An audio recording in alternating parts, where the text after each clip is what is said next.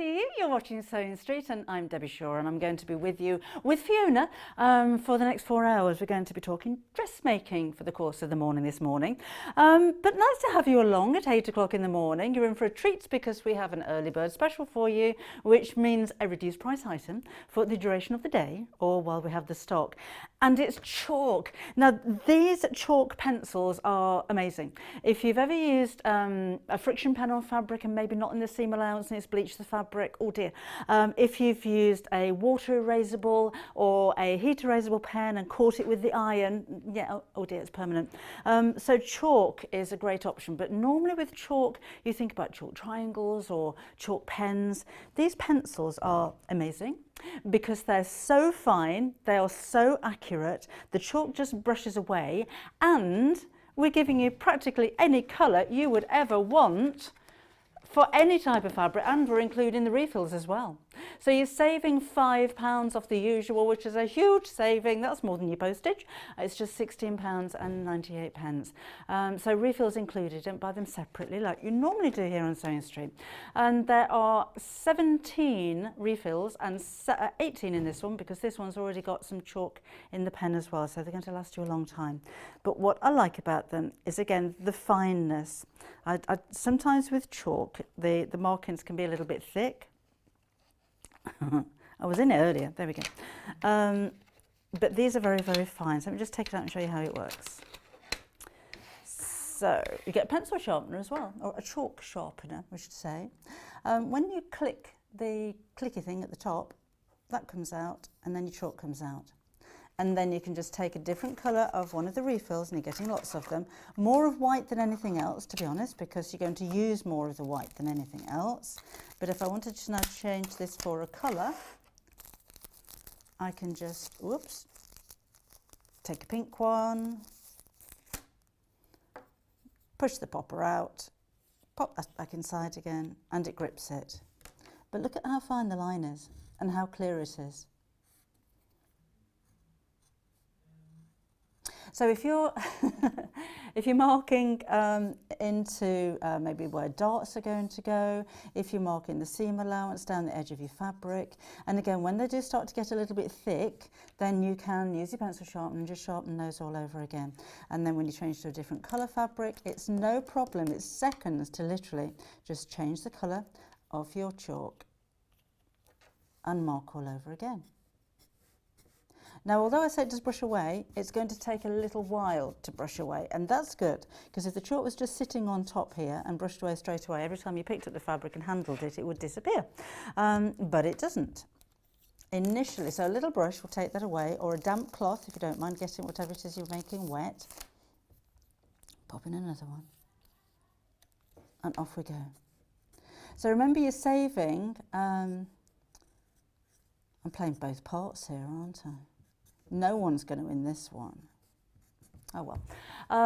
You're saving £5, and there is method in our madness when we do this, because once you've placed your first order of the day, and this is so useful, whether you're a dressmaker, a quilter, or whatever kind of sewing you're doing, you're going to have to mark your fabrics at some point. So this is something that's for every one of you who sews. Once you've placed your first order, that's it for postage for the rest of the day. So you don't have to worry about, oh well, I only wanted to place a small order. We've got some pins coming up later. I only wanted some pins. I don't want to pay £2.95 postage for a packet of pins. It doesn't really matter when your postage is already paid. And that's all the way through to midnight tonight. And that's whether you order from us online, live, or off the website, or if you order from our sister channel Jewellery Maker as well. So maybe you want some beads to decorate your bag with. So again, £16.98 your price. A couple of ways you can place your order. So you can go to our website, which is sewingstreet.com, or you can give us a ring, which is 0800 001 4433. While you're there online, if you want to send us a message, ask any questions, if you have any requests, come and let me know. It's studio@sewingstreet.com. So that's our email address, and Laura's with us this morning just waiting for your emails to come through, or you can come on Facebook if you like. So if you go to our Facebook TV page and leave a message, I can pick it up then. I'm not on the fans one, I'm on the TV page. Have we got anybody here this morning yet? Oh, Morag's here. She says, morning, she's still on call. You're always on call, you, aren't you? But off at 10 a.m. for 4. Oh, 10 a.m. She's off for 4 days. I'll see you in the morning. I'll see you on Sunday then. Morning, Glenna. She says, just checking in. Morning all. Morning, Carol. Checking in again on time for once. I was thinking, I wonder if Carol will be here on time this morning. It's misty in Durham. It's foggy this morning when I left home. Morning, Angie. Oh, we've got all the regulars here already. So just come and say hello if you like. It'd be nice to hear from you this morning. Now, coming up later on, well, in this hour we've got the overlockers and we have some dressmaking fabrics and books. In the next hour we've got Fiona and she's going to be showing us how to make the little top behind us here. That's one of her patterns. And she's back again at 11 o'clock. As I shimmy over to our other set, you'll see there's a Pinafore dress. That's going to come up later on as well. In fact, do you want to come and have a look? Come on, I'll bring all my gubbins over. Oh, I don't know if I'll fit round here, just a sec. We can squeeze. That's a Pinafore. It's got pockets. Okay, so we have lots more stuff. If you are a beginner dressmaker, in fact, if you're a little bit more of an advanced dressmaker, the Complete Guide to Dressmaking will give you ideas, inspiration, but more importantly, techniques. So this is by Jules Fallon, who is a pattern designer herself. She teaches workshops, she's a lecturer. But the contents, I mean, it's a really comprehensive book. So let me just have a quick flick through and show you. So you're going to learn all about the tools and things that you need, but what I think you're going to find invaluable are the techniques. So how to choose fabric, understanding symbols, adapting a pattern. Patterns very rarely fit us, do they? So they're made for industry standard, which is a bust size, a B cup. Most of us aren't. So this is something that you're going to find really interesting, which is the full bust adjustment, whether it's a large bust or a small bust. I get so many questions about this.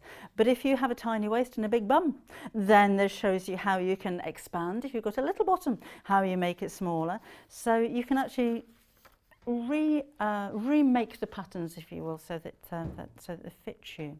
So how to create shape, all about dots and pleats and gathers and different types of pockets. There's different types of buttonholes in here. It really is an amazing resource. So if you wanted to add a pocket to a dress that you're making already, or maybe the side of a pair of trousers, say buttons and buttonholes. Sometimes they're purposeful and sometimes just for decoration. Different types of zips as well. So fly zips, lapped zips, there's so many different types of zips and you'll use them all. Concealed zip and concealed zip with a facing and a lap zip and an exposed zip. We haven't finished on zips yet.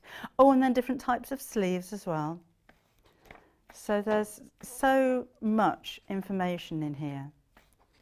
So even on patterns, if you're making a shirt or a blouse, sometimes the patterns aren't as well explained as you will find in a book because they're in words and diagrams, not photographs. I do like a photograph in a book, but this is explaining how to put those together. And collars with stands, different types of collars, shawl collars, Peter Pan collars, yokes, if there's pieces on interfacing, elastic casing. I can't think of anything else that you'd need to know if you're dressmaking. How to make a rouleau cord, frills and flounces, top stitching, so decorative stitching as well, finishing touches. It's jam-packed full for £11.99 with an RRP of £15.99. We tend to do that, don't we, in Sewing Street? We tend to take these prices and then say, no, we're not doing that, we'll do it for less than that. So, Complete Guide to Dressmaking, and I really think it is. Only £11.99. Are we thinking about Christmas yet? Do you know anybody who sews or wants to start sewing? This would be a great Christmas present at stocking filler kind of price at £11.99, wouldn't it? It doesn't matter, I mean, there's no exact patterns in here. It's all about techniques. So it's not one of those kind of books that you pick it up and think, oh, actually, I'm not going to make half the things in there because there aren't any patterns. It's purely technique based, all about your tools, all about understanding patterns, understanding fabrics. So even if you're a dressmaker already, I still think there are times when you think, oh, I can't quite remember how to do that. Can't remember how to put that facing in and turn it through. So that's going to be really useful for you, I'm reckoning. Right, we have fabrics. We're a sewing channel, why wouldn't we? Right, so let's start. Should we start at the very beginning? Because it's a very good place to start. These are all viscose. Viscose with texture. So this feels like a bubble crepe.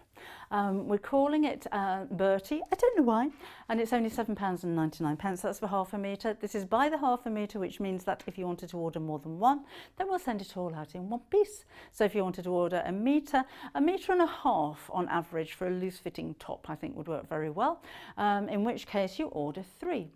But you order as many of those as you like. Love the colours on these though. It's bright, but I think the black in the background gives it that summery, the wintry kind of look. So it's one of those across the seasons. And viscose is a lovely fabric to wear. It's lightweight, it's breathable. It's actually made from wood pulp. So you've got nitrile fibres in there. It's called a semi-synthetic because chemicals are used in the dyeing process. Your width here is 140 centimetres. So you've got a nice dressmaking kind of width. But the thing I like about viscose is the drape. It's the way that it hangs. So if you're wanting something floaty, if you're making anything with ruffles and gathers and puff sleeves, it's not stiff. It's a very fluid fabric. So I've got some tips for you though. If you're sewing with viscose, support it. Not give it a clap, but if you're sewing at the end of a table, maybe move your machine over a bit so the table supports it, because otherwise you'll find that it spills. It is like liquid, it's like a river of fabric, and it just moves around a bit. And a walking foot may help. This isn't too slippery, this particular fabric. It is quite textural, but if you've got some of the silky feeling viscose, then a walking foot might help to stop it slipping. So that is your Bertie fabric at £7.99. Then, now this is nice and wintry. This is a baby cord. So it's incredibly soft. A baby cord is very, very fine cord, so you can't actually see it, can you? But it does have the grooves, it's got the bit of fluff. So corduroy is like a chenille. You have rows and rows of incredibly soft tufts. And it's a pretty design, isn't it? Really deep, rich, bottle green, forest green, this one, for £8.49. This would be very, I know we've put some fabrics together for the Pinafore dress at 11 o'clock, but I think this would look lovely in the Pinafore dress. Or maybe a pencil skirt would look nice, something a bit more structured. If you wanted to make a lightweight jacket, I think that would work very well as well. And that's 100% cotton, so it'd be washable too. Then we have more viscose. This is one of the silky fluid ones. Look at this. But it's so cool to touch, and it is not just looking silky, it feels really silky as well. Look at the drape of that. Now it's not sheer, so you can make a blouse out of this without needing a lining. But if you're the kind of lady that gets a little bit flushy, this is ideal fabric for you, because it's not heavy, and again it's breathable, but it's so fluid. I love that coral. Very flattering on the skin tones is a coral. Again, that's £6.99 for half a metre, and by the half a metre. Let's move on to, again, something a little bit different. So now we're talking dressmaking in this hour. I'm thinking homewares with this one. I'm thinking cushions for the conservatory, or a blind would look nice, wouldn't it? So this is quite a heavy cotton. It's not the kind of thing that you're going to be quilting with. It's got a directional print, and that's the way it goes. And again, it's only £8.49. So you could make something like a shirt out of this if you wanted something crisp and smart. But I just think for around the home, maybe a blind in the bathroom, a Roman blind in the bathroom would be really nice. But cushion covers, seat covers, maybe decorate in the kitchen. You could also make a sewing machine dust cover out of that, would be nice. You're going on holiday next year, year after, ever. This would make a very nice a wrap or a loose kimono style of jacket would look really nice in this one. Again, it's £8.49. It's the kind of fabric that puts a smile on your face, isn't it?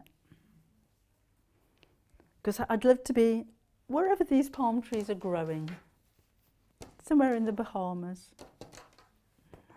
This is Pyramid on a black background. Got another viscose, but it's quite a heavy weight for a viscose. It's not one of the slippy silky ones. But you've got the drape, you've got the fluidity again. So if you are wearing something that's using a lot of fabric, maybe a circular skirt, and you just want it to hang perfectly, then this is a perfect fabric. And it's just got splashes of colour. If you're the kind of lady that, or gentleman that prefers to wear black, which can look a little bit like going to a funeral, this just has that little splash of colour, so it's uplifting. So it's still flattering because it's dark, but you've just got that little bit of colour, so you have a fun element to it as well. Navy. This is Oxford Navy. So even as a lining for a jacket, that would feel so comfortable next to the skin. And again, look, it just kind of spills. But really deep, classic colour, 100% viscose, lightweight, cool, soft, washable, beautiful. And it's only £7.99 for your half metre. We've got some more of the fun, brightly coloured viscoses. I'm going to make an infinity scarf out of this one in a bit. Look at that. So really gorgeous. Actually, this one has a weave to it, so it looks a little bit like linen. It isn't. It is again all viscose, but it just goes to show you the different techniques that you can use when you're weaving viscose. So this one's actually got a slub. So you know when you look at linen and it's got lumpy bits in it, so all of the fibres aren't exactly the same size. This is the same kind of thing, but it's all made out of viscose. But with linen, you don't get this kind of drape, do you? But I love the colour. That's a happy colour. I'd love to be looking at a sky of that colour at the moment. So you can see kind of the slub effect, if you like, as it goes across here. So it looks like linen, certainly behaves nothing like linen. It doesn't feel like linen, doesn't crease like linen, but it has that kind of look. So that's £7.99. And put that to one side because I'm going to use it. Now I've seen this one made up before and I can't remember where. Oh, this was a kimono. That's pretty. Again, that lovely blue colour. Oh, circular skirt out of that would be lovely. If you're dressmaking, nothing too structured with these, you could make a lovely floaty blouse, a floaty skirt, a wide skirt, an A-line skirt. I wouldn't make anything that's too fitted, so not a fitted shirt or a pencil skirt or a shift dress, I don't think would be appropriate for this fabric. But if it's something that's quite loose and floaty, that would be absolutely perfect. Something with lots of gathers and pleats and ruffles. If you're making blouses that have got frills around the cuffs, that kind of thing would be perfect. And again, £7.99. And still got more.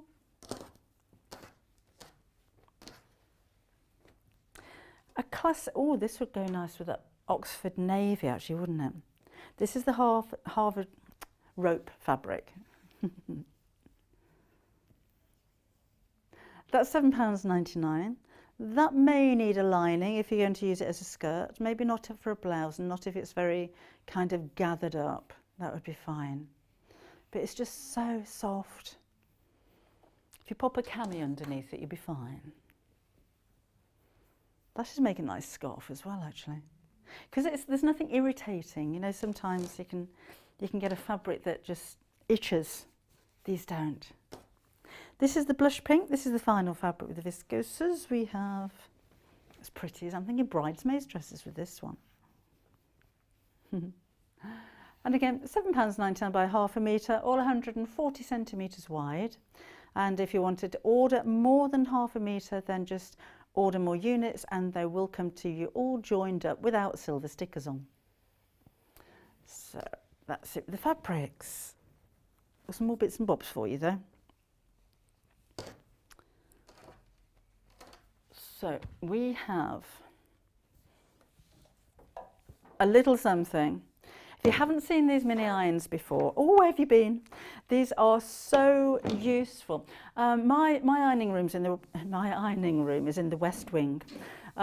It's not next to where I sew, and I've got a big steam generator iron, which I love, and it's on most of the day. But if I just want to press the seam open, I've got to go into that room, I've got to wait for the iron to heat up, I've got to remember to switch it off again.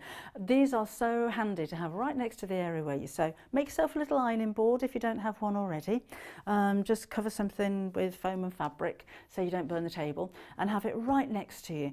It gets really hot, it's not a toy, it's a steam iron, so you can put water in here as well, and it's temperature controlled, but it's small enough to get right into those little seams to press them open, but that steam really is quite powerful. So if you're travelling anywhere, this makes a great little travel iron. It doesn't take up too much room. Now it's £39.99. I think that's a great price. Comes with a little bag as well. Heats up very, very quickly. The light comes on when it's heating up, and again, remember, you've got steam there as well, and you get a proper blast of steam. So for the smaller ironing jobs, if you don't want to leave your seat, maybe you can't leave your seat, and you haven't got room to have the ironing board set up permanently, then that's a nice little addition as well. That would make a nice Christmas gift, I think, whether you sew or whether you don't. But really handy. Have it right next to you. And again, not taking up very much space, and it's quite ergonomic as well. So it's nice to hold. And you don't need too much pressure with it. So if your hands don't work very well, or you can't put pressure on things, then that's going to be perfect for you. So that's £39.99. I tell you what, we've got the mini iron, we've got a mini ironing board as well. Look at this.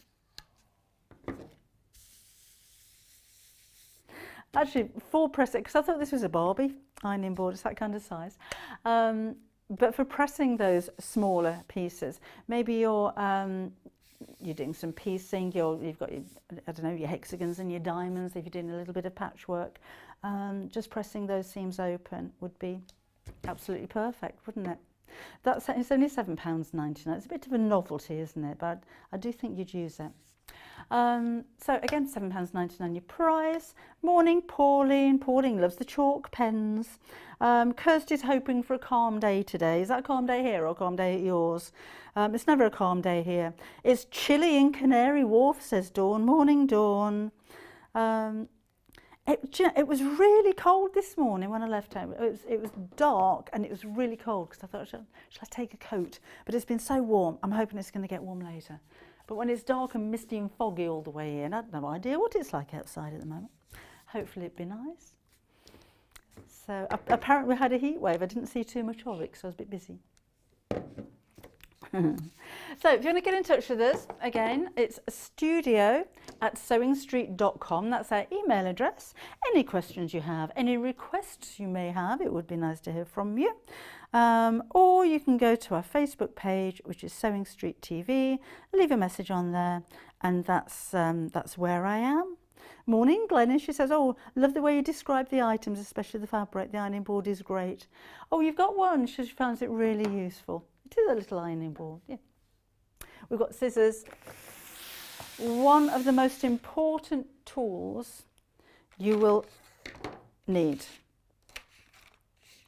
And it's important to have quite a few pairs, and it's important to keep them all to yourself. So these are right-handed shears. They're Janome scissors. They've got a brand name, and that means that they've got the quality. They're angled so that you get the most of the cut when you're cutting, as opposed to a pair of scissors that aren't angled. It just means that you make the most of the whole of the blade while you're cutting, if that makes sense. Because as you're cutting, that stays mostly flat. They are a lovely quality. Janome wouldn't put the name to anything less. And at £24.99, you don't really expect to replace a pair of scissors. If you look after them, if you drop them, they can bend. Oh, I've ruined scissors by doing that before now. So just make sure that you keep them nice and safe when you're not using them. And actually, I say right-handed, I think they're ambidextrous. No, they're right-handed scissors. So soft grip handles as well, so they're nice and comfortable. And you've got nice, large handles on there as well. But do invest in scissors. It makes a big difference to your work when you've got accurate cutting. And scissors that are sharp to the point. I know, I say that a lot, but I'll show you. Show you what I mean, because this is really important. I tend to have a favourite pair of scissors that I use all the time, whether it's a larger project or a smaller one. So I like a pair of scissors that will cut all the way down the blade, right up to the point. If your scissors are blunting or bent a little bit, you probably find that you're cutting like this, and it's not making the most of the blade, and you're using twice as much energy in your fingers by cutting. So make sure you can cut all the way down in one big long cut. But maybe you want to snip into a seam allowance. Maybe you've got a tiny little thread that you just need to snip away. If your scissors aren't sharp at the point, that's not going to happen. And not all scissors are equal, or shears these are. So that's really important. So the less times you have to do this, the easier it's going to be on your wrist and on your fingers. So that's one of the reasons why scissors are so important. So again, those are Janome, and those are £24.99. We also have black ones, heavy duty dressmaking. Are these the Prim ones? They're purple. NSU X28 is your item number if you wanted to order those. So again, similar, they've got the soft handle again, so they're very comfortable to use. I'm not going to take them out because they're all fastened up in here, but you get the idea. And a nice long sharp blade. Prim are another one of those companies. You know, when you see a designer name or a big brand name, they have a reputation to keep up, so you know that you're going to get quality when you see a brand name, and Prim's one of the big ones. Those are £39.99, and they're 25 centimetres, which is 9.5 inches. So that will be from the tip of the blade till the first handle, which is here. That's 9.5 inches in length. So when you see the length, it's not the length of the actual blade, it's the length of that, basically, and that's 9.5. The Janome ones before, by the way, were 9 inches. So £39.99 your price for those. And then we've got the big Millwoods. Have a look on the website. We've got lots of scissors on there as well. Okay, finally here, pins. Pins are really important, and we can be quite fussy about our pins. I don't know about you. I like a glass head pin because if I do catch it with the iron, they don't melt. I like a nice long slim pin so it doesn't leave too many holes in my work. But I like coloured heads on my pins because if I drop them, I can see them, which is really important, particularly if you're sewing in a room with a carpet. So you don't want to be dropping those on anywhere where your pets or your kids are going to be standing. So again, those are £3.99. Now if you've already paid your postage, remember, so if you've gone for your chalk early bird already, then you won't have to pay any postage on this one. If you're just ordering a packet of pins at £3.99 with £3.95 postage, I wouldn't bother, because that's practically your postage. But again, if you've already ordered that chalk early bird or any of the fabric already, no more postage to pay. That's when it's worth buying smaller items like this, isn't it? So again, have a look on the website, see what else, and what other little items that you wouldn't normally buy because the postage is too expensive, and then just pop those on your order for no extra cost. Love that. Should we do a bit of a scarf making? We've got the Overlockers on the show for you, so I'm going to be using the Elna one because that's the same as the one that I have at home. And we also have, so I'm just checking to see who else is here this morning. We've got any latecomers. Oh, hi Alan, Alan's here, morning. He says, sorry I'm late. Still looking after his nan. Oh, I hope she's all right, send her our love. Right. We have two overlockers for you, and they're both air thread overlockers. So we have the Janome and we have the Elna. So I just wanted to run you through the differences because there is a price difference between the two. With the Juki, if I just open this inside here and show you, this is the air threading system. It's electronic, so there's a button to press. This one isn't plugged in at the moment. So all you're going to do is to guide your thread into the hole at the top, press the button, it'll go puff, puff, puff, puff, puff, and throw the thread out into the direction that it's supposed to go. It's a 4-thread or 3-thread overlocker. You can choose which one you use. I normally use a 3-thread for most of my projects, unless it's very heavy fabric. And this one has a digital display, which is so you just touch the button, you've got a digital display with all of your stitches on the front here. Those are the main differences between the two. If anything, they're both easy to thread. The Juki is probably a little bit easier because it's electronic. But again, there is a difference in price, so I just wanted to explain that. Because when you have 2 air thread overlockers at different prices, I'd be thinking, well, why'd you pay more for that one than you would do for that one? That's why. I hope that's explained. Comes with a 2-year warranty. You have an instructional DVD as well. All of your spare needles and screwdrivers, your thread catcher, instructions, everything that you'd expect to find. £1,095 is your price. Oh, and you're getting 1,000 metres, 10,000 metres of free thread along with this one as well. So that's the Juki. And then this one is the Elna. And I'll give you a look around this in a second. So you've got the same idea with the threading system here. And you go. But this time you have a pump. So the Juki is electronic, this one's a pump. Works in the same way. So you click it up and down a few times and the thread goes all the way through. If we get time later on, I'll show you how to do that. But basically it's that. So really simple to thread. You don't have the LED display with the stitches on this one. You'll have to have a look in the book. But again, you can use 3 or 4 threads on this one. I can do rolled hems as well, which I've got this one set up for at the moment. So let's do a little bit of stitchery and show you how it works. I'll just move this around a little bit so I can see what I'm doing. So when the front of the machines are open, they don't work. So it is recommended that whenever you do anything, change a needle or anything like that, then you unplug.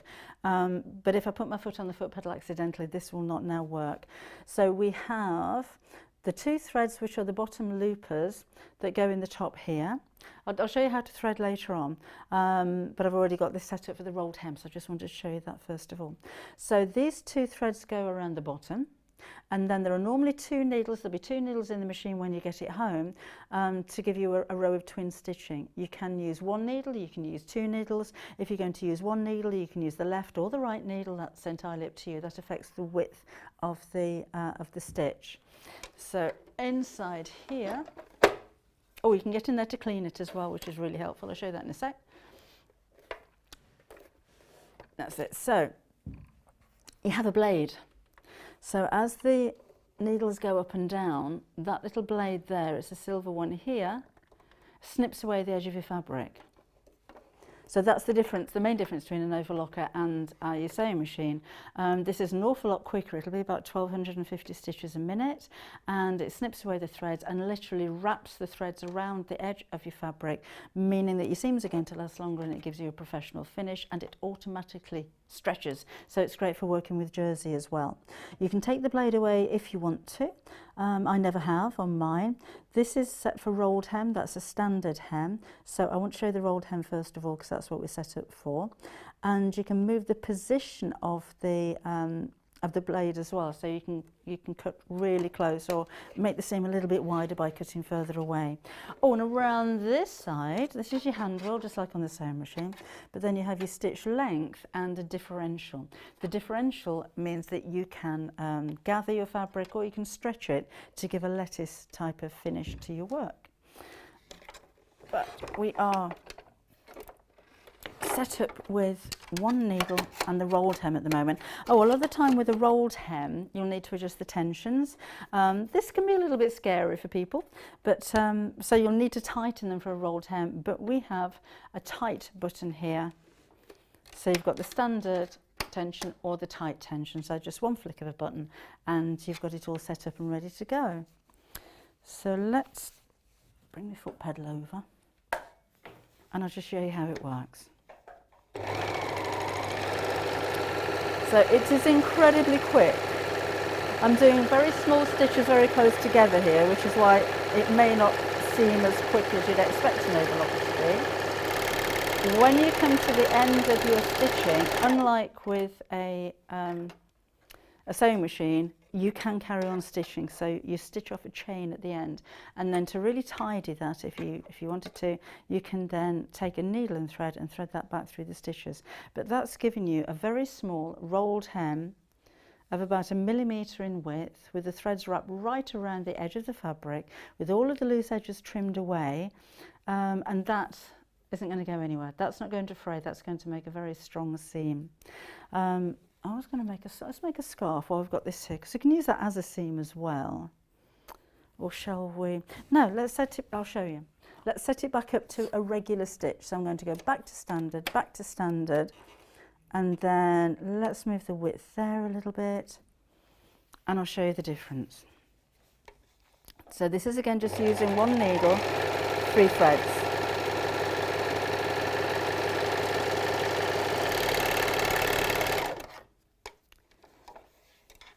So I've got a deeper seam. So just by clicking 2 buttons and turning a dial, it's completely changed. So I've got, that's what I'd use for a seam now. So this is a decorative edge, particularly with the viscose. If you don't want to hem it, then that is a way of finishing off the edge. If you're hemming something, normally you fold it over once, fold it over twice, and it's very difficult to get a very fine hem on fine fabric. But this one will just give you that perfectly bound finish. This one would be for finishing off your seams. And again, I use 3 threads on mine mainly, unless it's very heavy fabric, and this automatically stretches. I don't have any jersey with me at the moment, but that will automatically stretch. So now I can actually make something. So let's just make a really simple scarf. If you love the fabric, if you don't want to, or if you're new to dressmaking, if I just want a really quick project, I want to make a gift for somebody, or I love that fabric, but I don't want to make a whole blouse out of it, then scarves are really easy, aren't they? So I'm going to sew it together in a loop.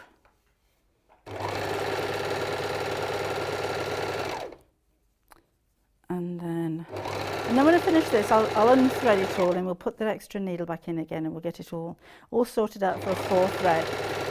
If you're using this as a seam, by the way, do take into account that it's not a 5/8 of an inch seam allowance, it's about 1/4 of an inch.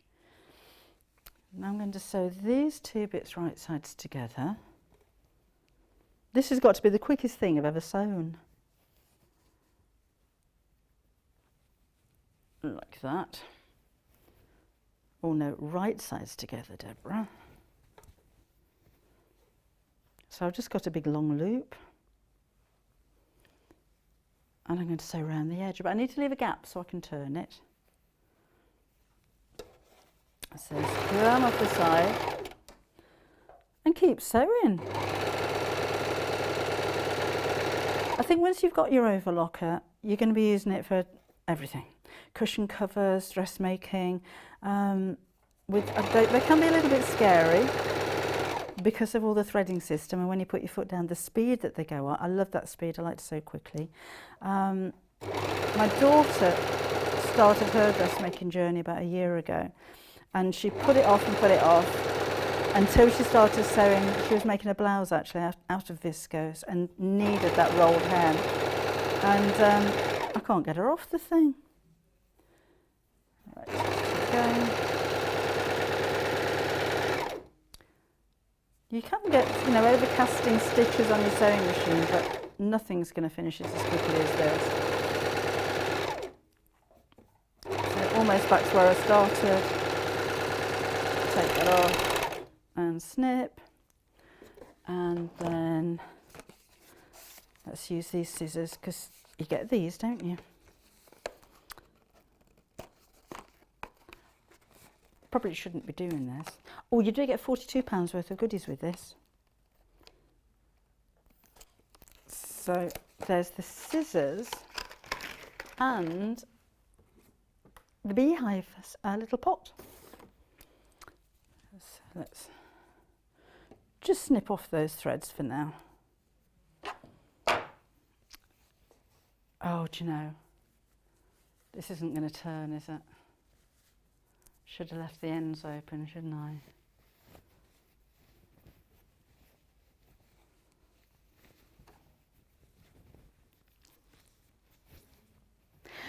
When I said it was the quickest project I've ever made, it's probably that it's a muff. It's probably the most useless thing I've ever made. Okay, let's do it again. It made sense in my mind this morning when I saw the fabric, and I just thought, well, that would make a nice scarf. I'll make an infinity scarf. Where's the gap gone? It's a puzzle, that's what I've made. What you need to do is to give this to somebody for Christmas and then say, try and wear that then. Honestly. So, I'm going to do that.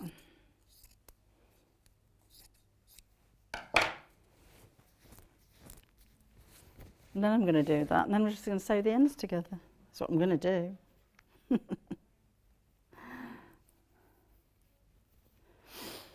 Right, so I've just cut off that seam that I made there. And then I'm just going to sew them together.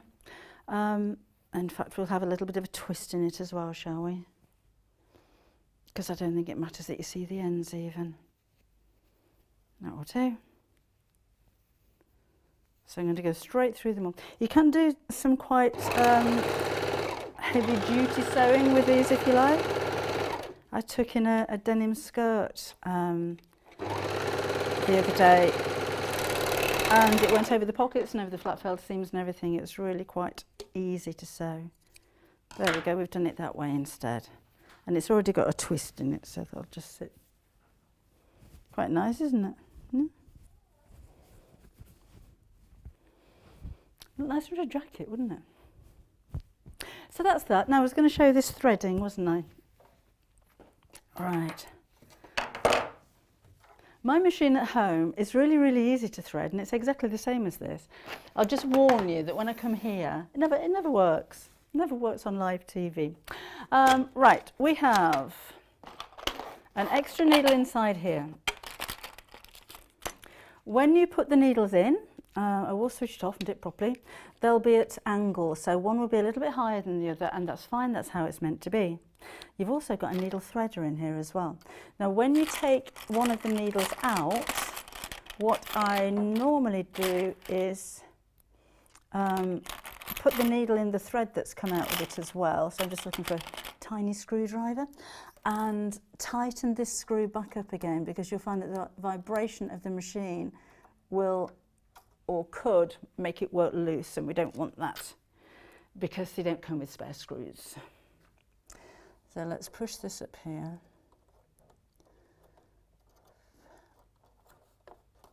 Oop, in you go. So I'm going to turn it a little bit because I can't see what I'm doing that way. So just like with your sewing machine, your needle has a flat back, which goes, oh, I've got it in the wrong little hole, that's why, which goes towards the back of the, the back of the machine. Right. I'm going to tighten that one up a bit.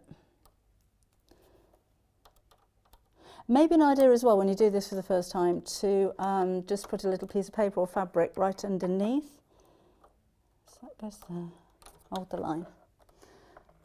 So that the needle doesn't drop through. But I did mention earlier on the side of this one opens all the way up. So if you do drop anything inside or you want to get in there to clean, then you can do. So let's push you up there. Move you out of the way, that would help. And you get a little pair of tweezers, which is rather useful as well. Maybe I'll hold it in place with the tweezers instead of getting my fingers in the way. So flat back, up you go.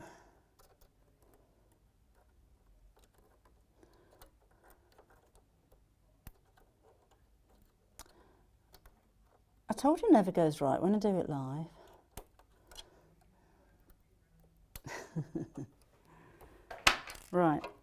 I'll show you how to thread it with one needle. Let's switch it back on again. Let's chop these off. And just put your foot on the control until all of this thread comes through. So I've got no thread in there at all. Now when you do thread, you're going to need to thread from the left to the right. You don't need to do that on the dookie, by the way. You can thread that one in any order, but this one needs to go from the left to the right. So let's open this up. The dials on the front here, basically the big one at the bottom is for am I sewing or am I threading? So I need to push this over to I'm threading. And because I'm threading from the left to the right, I need to thread the right to the left. You need to thread the right one first. So flick that over so it's pointing to the right hole. And then we're going to take the thread through all of the guides. Now when you come to the tensions, you can actually see the tensions inside there. They look like 2 pie dishes. So pull it through and you can actually feel that, that the tension's engaged. There's another little hook here. And then we're going to poke this through the hole. If you want to make this a little bit stiffer, either put some beeswax on the end or a little bit of hairspray on your fingers and just pull that through. So push that into the, oh no, I need to do that. That's it. So let's push that in there by about 1 inch or so. In you go. And then we pump. Oh, now I've pulled it out, look. You can just tie off your threads onto new threads if you wanted to. So you don't have to rethread like this all the time. I'm just going to pull that through so that it's loose, so that you can see what happens. So when I pump it, that's disappearing there, and it's actually shot out over here now. So I'll just give it one more so that you can see it. It's in here. Then we go on to the red one. I've only put different colours in here so that you can see the roll of the thread. So in between the tensions, just around that hook. We move this over to the second side and push the thread in. And that's there already, look, that's ready to go.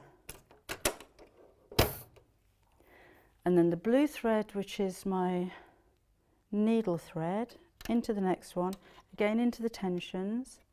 And this time we follow this around the arrows here. So I'm going to go all the way across, over the top of here, through there. And then there's a needle threader that I'll need to just turn this around a little bit so I can see what I'm doing there. The needle threader is for both needles. So it'll just slide across from one to the other. So I didn't quite catch that. So needle in its highest position. Let's move you back over. And then this comes down, just like on your sewing machine. That needle has dropped down. I don't know why that happened. So let's just unscrew and push it back in again.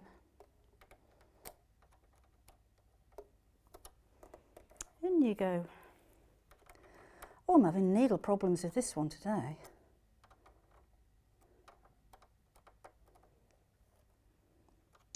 Right. That's it. Now then, it should be in the right position for the threader. So that comes down, that goes under there, that pulls through. There's your loop at the back. And that's it, and you're ready to go. So again, then that's set up for 3. Then you do the white, as I've got at the end here, would go all the way through for the second one. Something else I was going to show you is the gathering, because this is something that's really useful on an overlocker. So remember I mentioned differential earlier on. Not all overlockers have a differential, and basically what that means is underneath the foot you've got feed dogs, just like on a sewing machine, but these have a set of 2 feed dogs that work together. So they'll feed the fabric through at the same rate, but when you have an overlocker with a differential, you can actually adjust the speed that they pull the fabric through. So if I was to speed up the first differential and slow down the second one, it's going to bunch the fabric up as it goes underneath the needle, so it'll gather, and then on the opposite extreme, if I slow them both down, that's going to stretch the fabric, so that gives you a nice wavy edge. That looks really nice on stretched fabric, and it works nicely on jersey as well.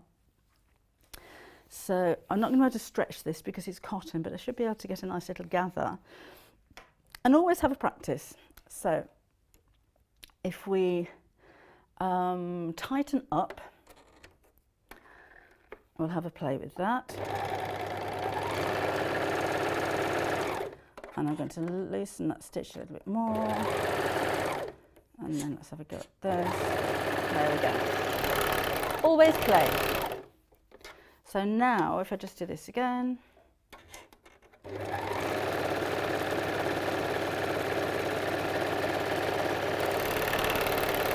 that gives me a nice little gather. I think it'll gather more if I've got a longer stitch. So let's just try it. If you've got a scrap piece of fabric, always a good idea to have a play with that first of all. But that's got a really nice little pleat there. So if you're making maybe a pelmet to go around a bed, or you wanted to put tiers in a skirt maybe, or little puffs around a sleeve, that's a really, really quick and simple way of doing that. So you can 4 or 3 threads, 1 or 2 needles, different stitch widths, rolled hem facility, gathering, stretching, and a really high-speed sewing machine if you really wanted to sew with speed. I wonder if we can get a frill going on this one. Maybe it's got a little bit of stretch, hasn't it? I'm cutting my scarf up again. It's now no longer a scarf, it's now just a piece of fabric I'm demonstrating on. Right, so cut across that seam. Short-lived scarf, this one.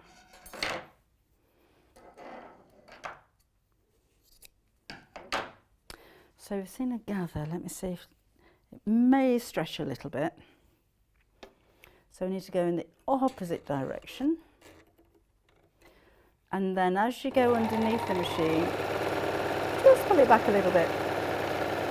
Not so that you're going to damage the needle.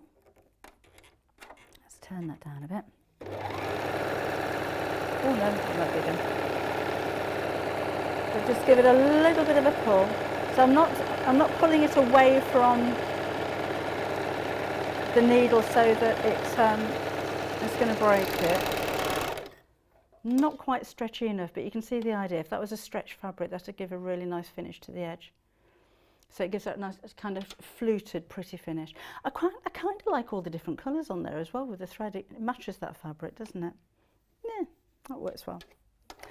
Okay, now 2-year warranty from Elna. Elna are a British-based company. They're based in Stockport in Cheshire. They're very nice people.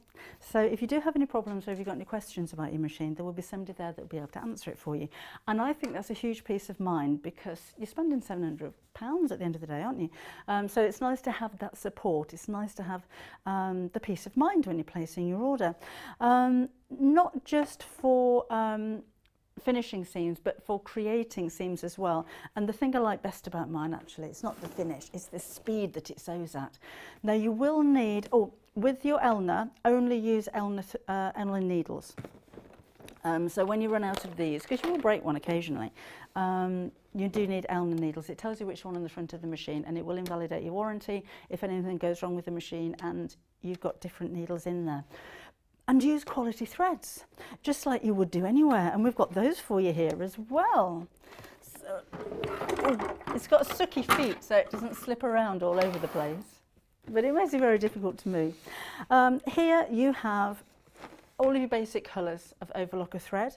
So there is the, there's the black and the grey, the light grey, white, off-white and cream.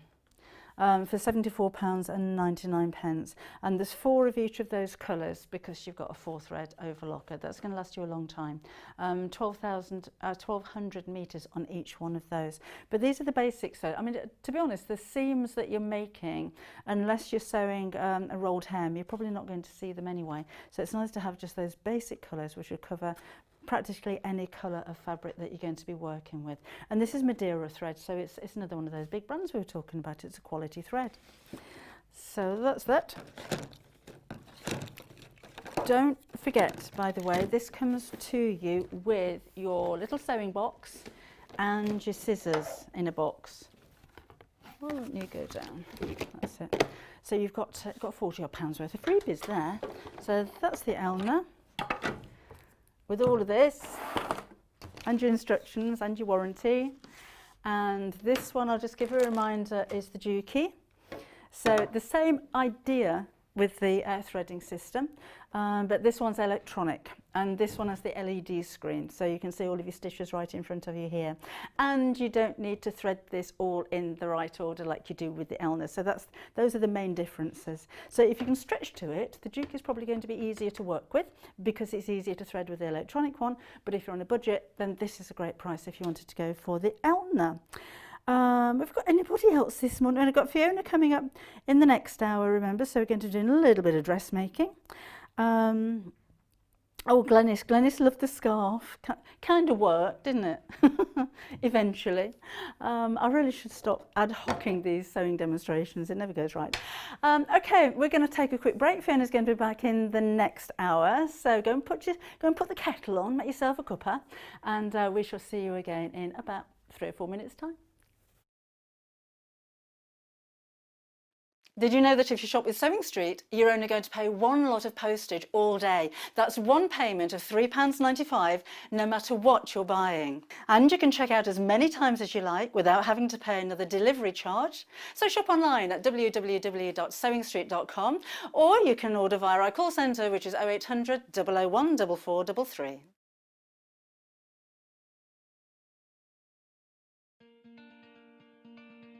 To see me back.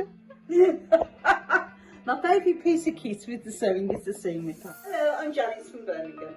I specialise in dressmaking. I used to run a children's shop and I love making children's clothes.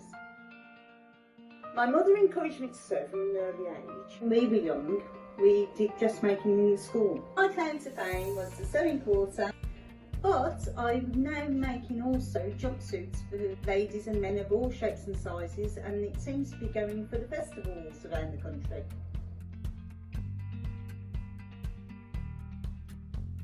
See you on the show!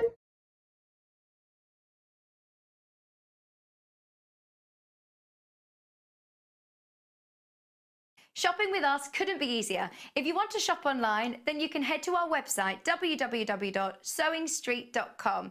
It will redirect you to our sister channel Jewellery Makers landing page. Don't worry, you haven't gone to the wrong place. We're simply using their website temporarily while we're building our own web shop. Scroll down past the Watch Live part and you'll see all of the products that you will have seen on air on today's live show. You can also shop our catalogue by clicking a category, clicking a product to view closer, and adding it to your basket. Once you're ready to check out, you will need to create an account, which is absolutely free to do so, but it will mean that you can check out on as many orders as you want throughout the day with still only paying 1 postage and packaging. If you'd prefer to speak to somebody in our UK-based customer service team, then you can do so via the free telephone line number 0800 001 4433. They will not only help you create an account, but will also help you with any of your online shopping.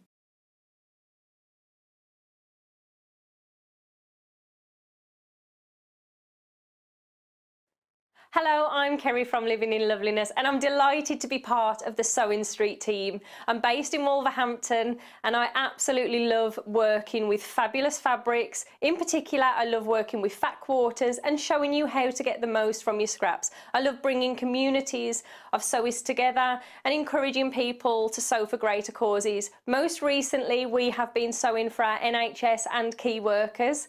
I look forward to bringing you hints, tips and techniques. I'll see you soon.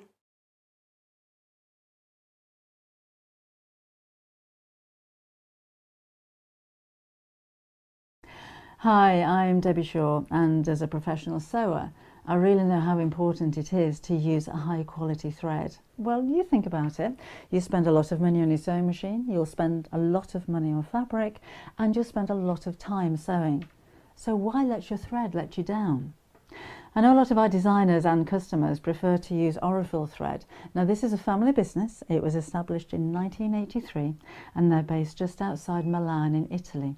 They produce superior quality threads for domestic and professional sewers alike, and they've achieved worldwide success with quilters, sewers, embroiderers and textile artists who all appreciate the versatility and the strength of these threads. It's all made from Egyptian cotton, which is grown just at the side of the River Nile, and Aurifil only use the long staple threads, which gives their thread that strength.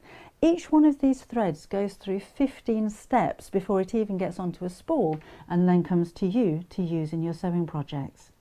Now at Sewing Street, we've collaborated with Aurifil and we've brought you two collections of threads. So we have the Quilters collection, and these are exclusive to Sewing Street. We've done a lot of research with quilters, and these are the colours that you prefer to use. So we put a whole collection together for you. The second collection is the Essential collection. So this is for the homemakers, for the bag makers, for the craft sewers, for the dressmakers, and again these have been proven to be the most popular colours that you're going to use. So if you want your projects to last longer and your seams to be stronger, invest in some quality thread.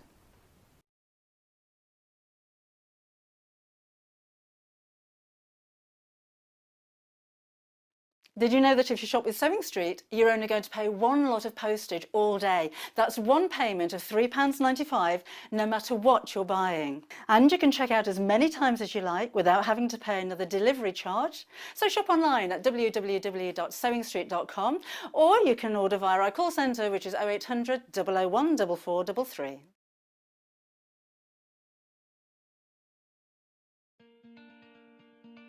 Thanks for seeing me back. My favourite piece of kit with the sewing is the seam ripper. Hello, I'm Janice from Birmingham. I specialise in dressmaking. I used to run a children's shop and I love making children's clothes. My mother encouraged me to sew from an early age. When we were young, we did dressmaking in school. My claim to fame was the sewing quarter, but I'm now making also jumpsuits for the ladies and men of all shapes and sizes, and it seems to be going for the festivals around the country.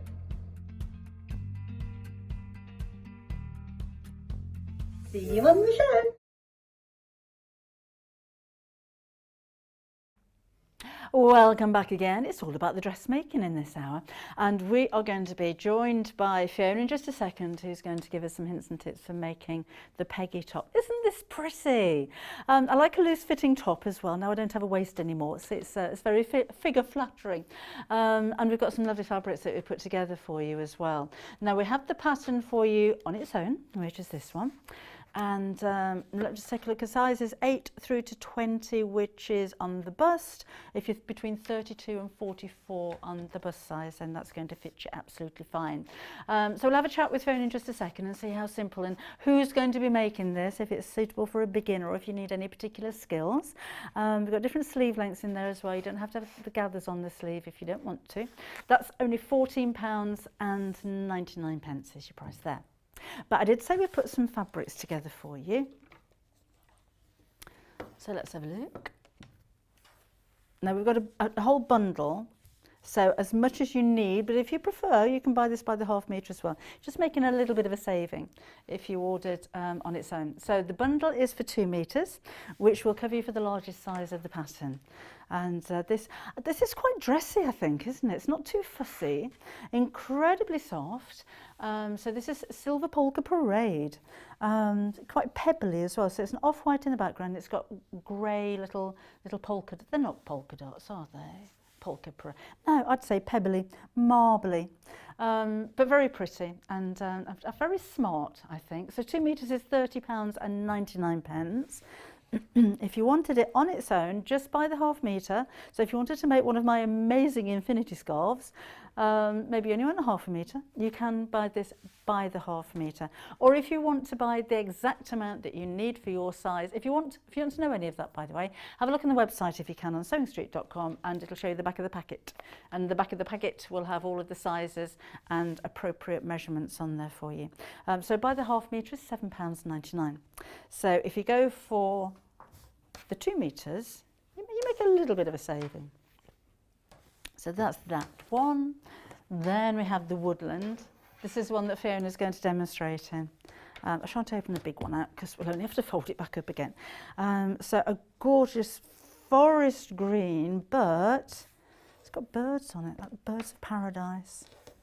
Tropical flowers. It's nice to see a tropical fabric that isn't too summery, isn't it? Because we are heading into the depths of autumn and winter at the moment. So maybe you don't want to wear the bright colours, you know, the viscose that we had in the previous show, which was very bright and very summery. This is a little bit more of the wintry, the warmer kind of look. So £30.99 is for 2 metres. It's 140 centimetres wide.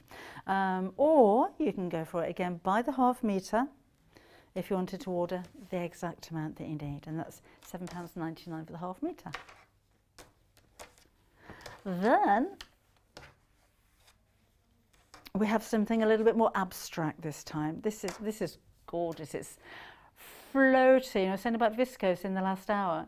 Cool, floaty, silky, but there again it's breathable. This is Layla Star, and it's £30.99 again for 2 metres. Again, it's 140 wide, and plenty enough for the largest size on the pattern. If you wanted to buy that by the half metre, we can accommodate you there as well. That's £7.99 for the half metre if you wanted to go for that one. Well, now we do have a couple of extra fabrics that we just thought we'd show you.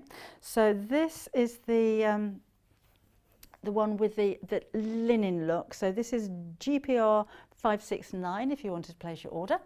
Like with the blue one in the previous hour, it's got that linen look kind of slub effect to it.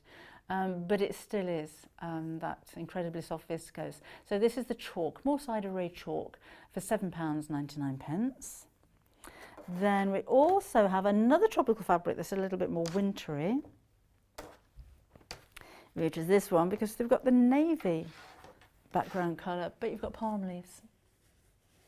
£7.99 again for half a metre, but by the half metre means that if you wanted to buy 2 metres of these, then just order 4 units and you'll get your 2 metres there. Okay. Oops. I did say I was going to introduce you to Fiona, and she's going to be showing us not the whole makeup of the top, because we don't have enough time in the show, obviously. No. But before we get into the demonstration, Fiona, tell us a little about you. You've got a very interesting sewing background, starting in Paris. Well, yes. Well, I actually did have my own collection in London, and I used to sell to all these rather sort of swanky American shops. So I had a little knitwear collection, and I got sort of picked up after I left college, and so I started to sort of produce all these very bespoke. I'm going to stop you there just really quickly. I'm sorry, Fiona, we can't hear your microphone. Oh, right. So we're going to send somebody to sort you I out. don't think I'm switched on. Going to get sorted out now. Meanwhile, it's very difficult. You know those like long stick things you can buy with a handle on the front that you can pick things up, and they're about 2 metres. If that's what Joe's trying to do from a distance, just switch on your mic. Are you sorted? Can we hear Fiona now? Yeah, we should be able to hear. So we're going to have to start all over again now. Yes, so anyway. So I left college, and I did all these swanky sweaters for, you know, Dallas and places like that, really strange. And then I sort of was invited to work in Paris, and so I went over there and thought I was just going to stay for a year, and ended up staying 6 years and worked in all sorts of trends and colour prediction, and I worked in menswear, children's wear. I did lots of collections out there, so I did a bit freelance, went out to Hong Kong and you know, that sort of thing. So that was nice. And then I came back exhausted after 6 years, and then worked for sort of design consultancies, and then I met my husband, had my kids, and then I fell in love with fabric, and then knitwear was like, whoosh, didn't want that anymore. And I'd always sewn, so I'd always had a passion for sewing. And then I thought, well, I just right from the word go started writing projects, because I'd already had a design background, I'd already worked in industry and working with factories and manufacturing. So I sort of knew how to kind of put instructions together. So just took off really, and I got a book, you know, did some things for books and magazines, and then from there I started doing, you know, people kept saying to me, when are you going to do your own range of patterns? I thought, oh no, that's way too much. And then one day it just happened, and here I am. So I've got now about 10 or 12 patterns now. Oh wow. So, and growing. I can't stop. How long did it take you to design a pattern? Well, it evolves. I mean, I like to start something and make samples, wear them, live with them, sort of see what I like about them, see what I don't like about them, what needs adding, what needs taking off. So it does take quite a long time, I would say, you know, a year, 2 years. Some of the patterns I've developed are patterns that I did years ago. And, you know, they've had about 5 different versions since, and then when I'm happy, they sort of get put into a pattern format. So there's an enormous amount of work that goes into these. And then, of course, there's all the writing and the design. But it's a real family affair, because I have my son, who is the most wonderful graphic designer. So he helps me. Yeah, it's great. I'm always sort of ringing out, can you tweak this? Can you do this? And so he helps me with that. And then my husband's also on board as well. So he does all the sort of packing and things like that. So it's really, really a little family affair. And I think you as well have a family affair with your setup. Yes, myself, my husband and my daughter, and working from home, I love it. Yes, me too. Love it, yes. Have you got a nice space to work from? Because I think it really is the house. Yeah. Our bedroom is sort of piled up with boxes sometimes. Yes, it is a bit literally chaotic. taking room by room. I keep saying I'm living in a warehouse to my husband, but there you go. It's all good fun though, isn't it? So with the Peggy top that we have. Yes.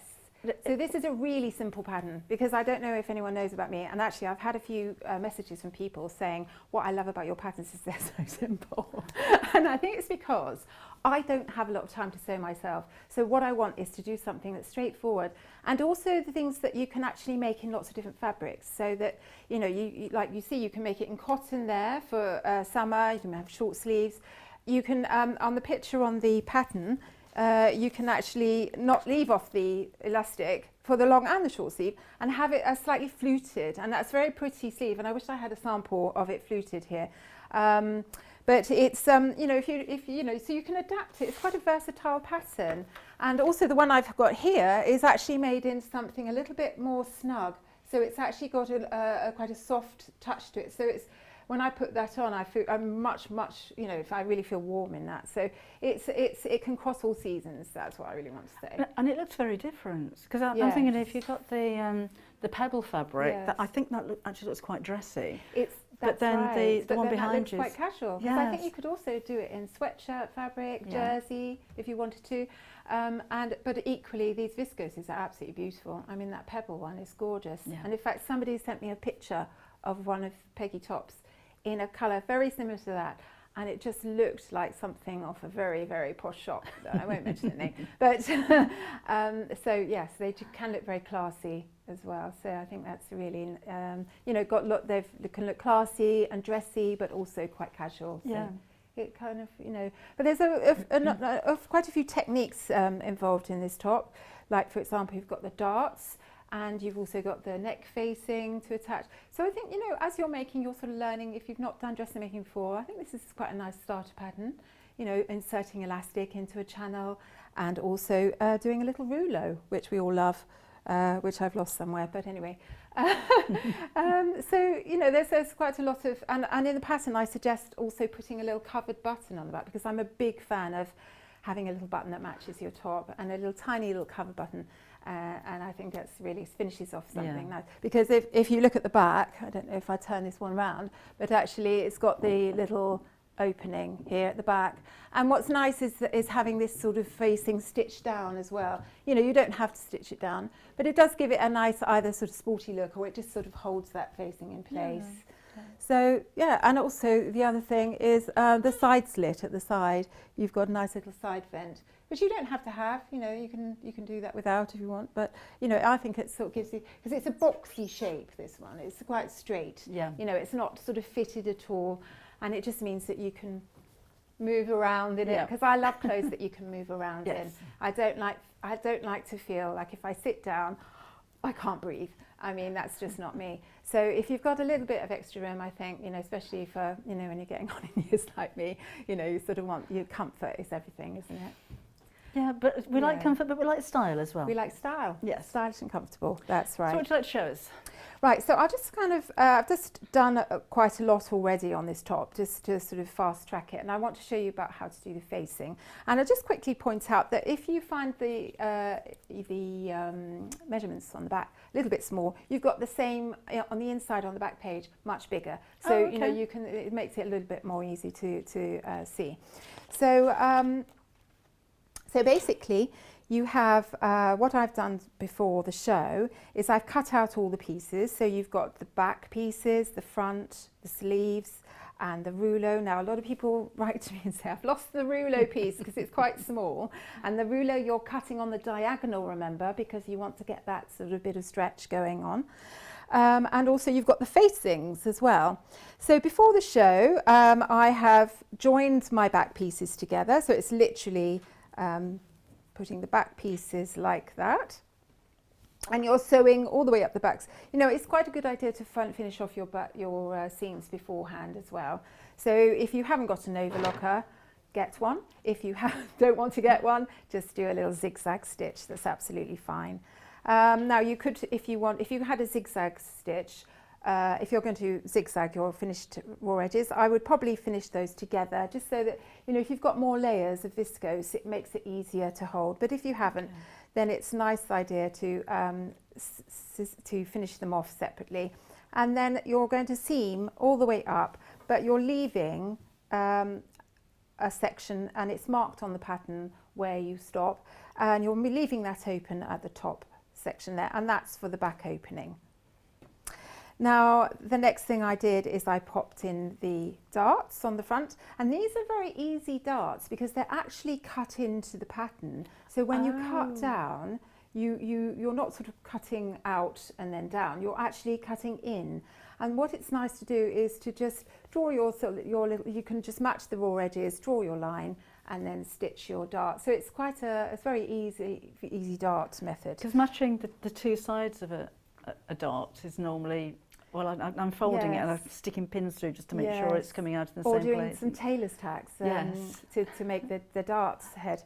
But with this, it's much easier. You just literally see the raw edges, you match them up together, and then you sew along the line. How do you finish the end of your darts? Because some people will kind of reverse back up the fold, and some will take a hand needle and thread and sew the thread back in again. Yes.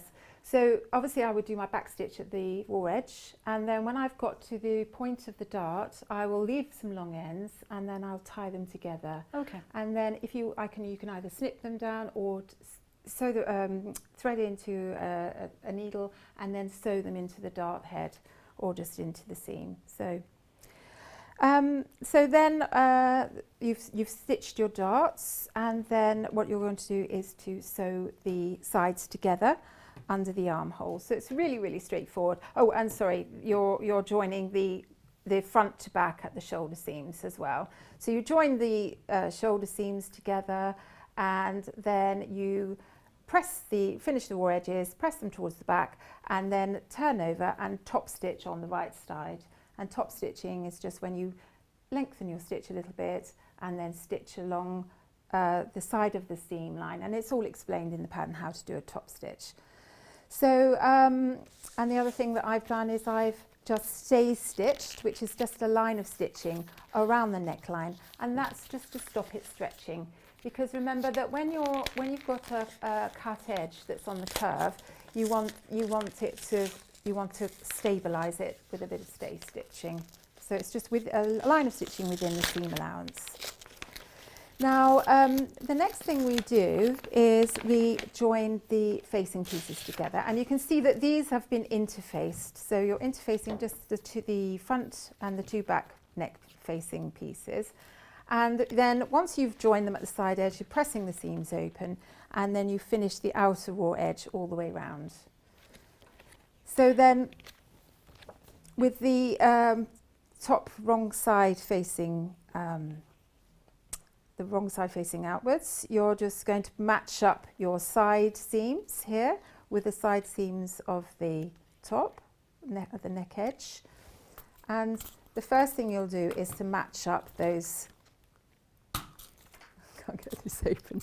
Right, I'm going to have to use my pins. It's all not going very well this morning, is it? Do you know, I love the way you've got so many photographs in here. Yes. I mean, commercial patterns have their place, but I can sometimes with diagrams they don't make too much sense to me. You know, when you've got like the spots for the wrong side and the stripes on the right, and yes. So for a beginner particularly, I just think this is such an easy way of following. You know, you can see exactly what's going on there. So very simply explained. It has to be mentioned also that the pattern is actually repeated on the blog. So that if you want to see the pictures on your tablet much bigger, there's also extra tips as well about how to do things. There's little add-ons. Really? And also if I've made it in another type of fabric, I'll pop pictures on that about showing how it looks in a different type of fabric, or if I've done a pattern hack, that goes on the blog as well. So it's just one of those resources, a place where you can see, you know, how to do it before you buy, or, you know, just if you want to so if you have a some look extra. at all the wsewgirlblog.com. That's it, yep. So I love my blog because it's more conversational. You know, it's a sort of lovely way of just kind of, you know, evolving my patterns. You know, once they're done, they're not finished. I always sort of think that there's lots of extra things that you can do to them. Yeah. You know, like I'd really like to make a long dress version of this, where you just literally extend the line down. And you know, so I'll probably end up doing one of those and then seeing what that looks like and popping photographs on the blog. So, you know, just it's a nice thing to keep checking into. I've never done any pattern cutting. How do you, so if you come up with a design, you draw the design, your son digitises it, do you then have to send it somewhere to be graded? And how does all that work to get the different sizes? Oh, I'm giving you my trade secrets now, Debbie. I just think it's like you said, it's a long process just coming really up with is, the designs, yes. but what's actually involved in putting a pattern together? Well, it It's starts off incredible. with me drafting a pattern myself, and then making up the sample, and then making any alterations, and then I send it to a pattern grader, and then they'll grade up a base size pattern, which is usually size 10, which is not me, and then I'll live with that for a bit and make any further alterations on that, and then if that's all good, it'll go to be graded. And then we sort of move on to doing the pattern instructions and making more samples. So much involved. Photography, it just goes on and on. Sometimes I just think, never again. And then as soon as it's finished, I want to go on to the next one, you know, so I'm slightly sort of bonkers about making patterns. So as you can see, I've just pinned the neck facing in there all the way around, and I always like to put my pins going perpendicular to the raw edge, because now what I would do normally is I would hand tack stitch around the neck edge just to hold the facing in place. But what I'm going to do is just sew it in straight. So, and a lot of people like to miss out the hand tacking bit, but I do quite like to do it, because you can feel more secure. Now I might have to just get my other glasses on. I like to hand tack, to be honest, even if I'm making a bag or something, if it's got a complicated pocket on the front or it has to be positioned exactly, or I know that when I do sew, it's going to be absolutely perfect. Because sometimes pins can slip. What you lost? Where's my glasses? You lost your glasses just before we went No, live. they've gone walkies. Oh, here they are. I just Fiona says I've lost my glasses. They're on your veins. I'm a little bit jittery this morning because we had a bit of trouble getting here. So, but normally I'm a little bit calmer than this. By the second hour, I'll probably have calmed down. Now, so this is 1 centimetre seam allowance. Now, anyone that knows my patterns knows that I do quite like the 1 centimetre, particularly when you're doing curved edges, because it just means that you can use the side of the foot and line it up to the edge of the fabric.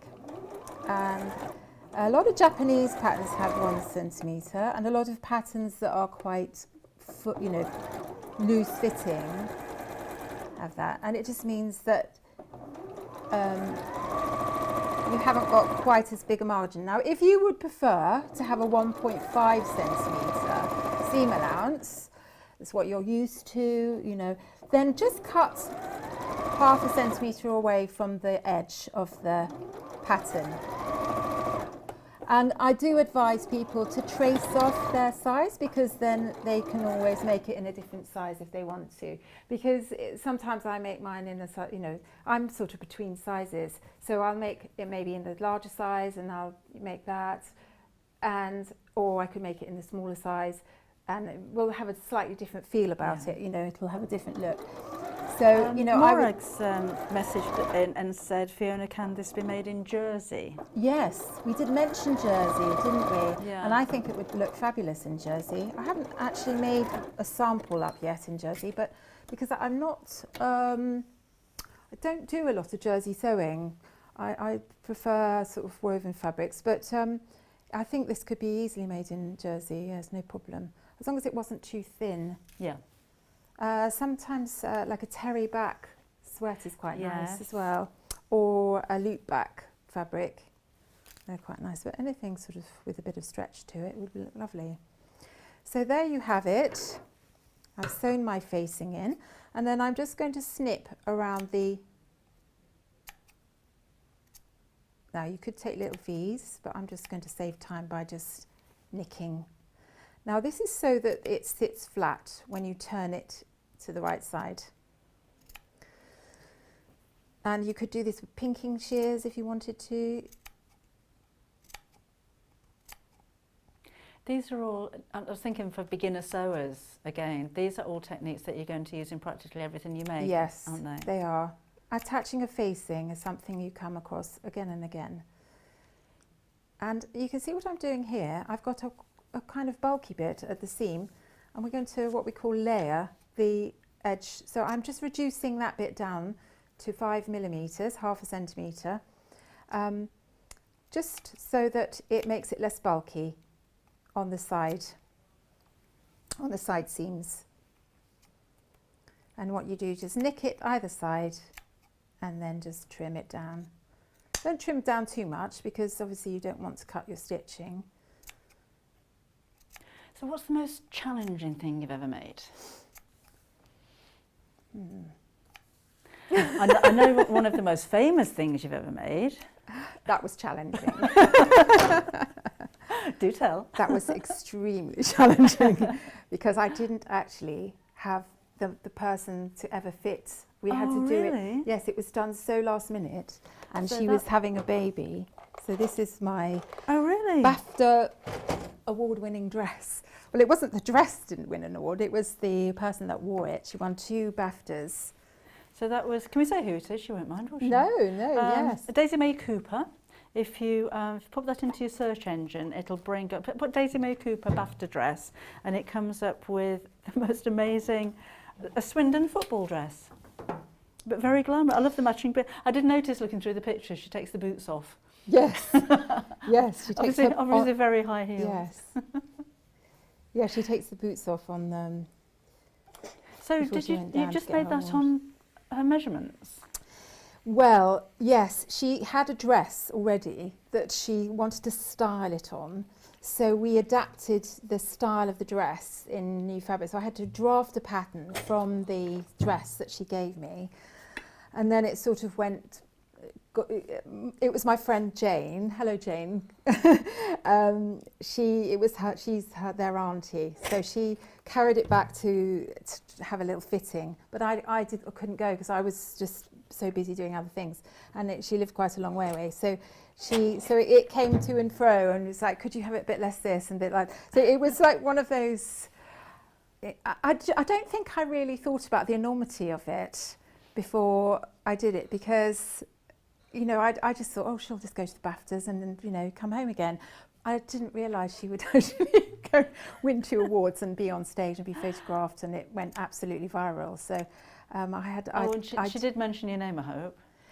Yes, she did, yes. And then I had, of course, people contacting me saying they wanted one for themselves. So, but I said it was a one-off, and you know, that I think that she owned that dress really, and you know, I didn't really think that I didn't really want to do another one.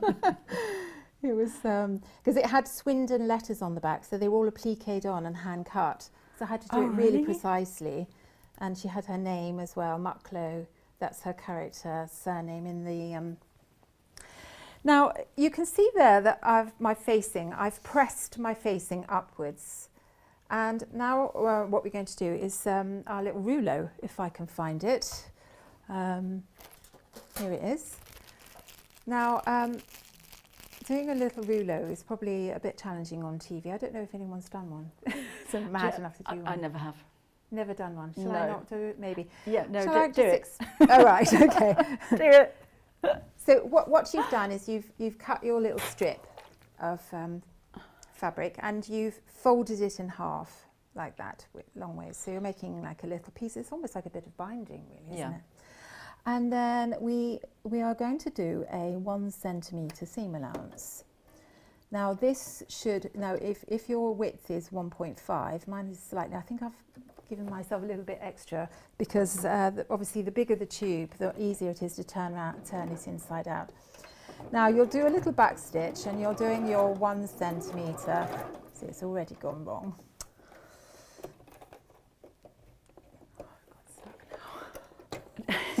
Do you know, when you started that, I was actually thinking, when I did that, it always disappears into the feed teeth, but you seem to have got it. That's just what happened. Let me start a little bit further down. I can always trim that bit off.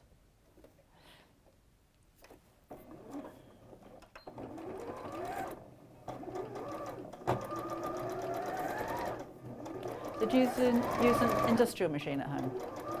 No, I don't. No, I just use just quite a basic. Do you use an industrial? No. No. No, I've got a Janome. Yes, I've got one of those as well. I don't really like anything too fancy. I like just sort of, you know, just straight stitch and zigzag. That's pretty much all I use it for, really. Now, so there you have. You've got almost like a quarter of an inch or 5 millimetres approximately, little tube. And there's your seam allowance, and what I'm going to do is just trim down my seam allowance to 1/2 a centimetre, 1/4 an inch.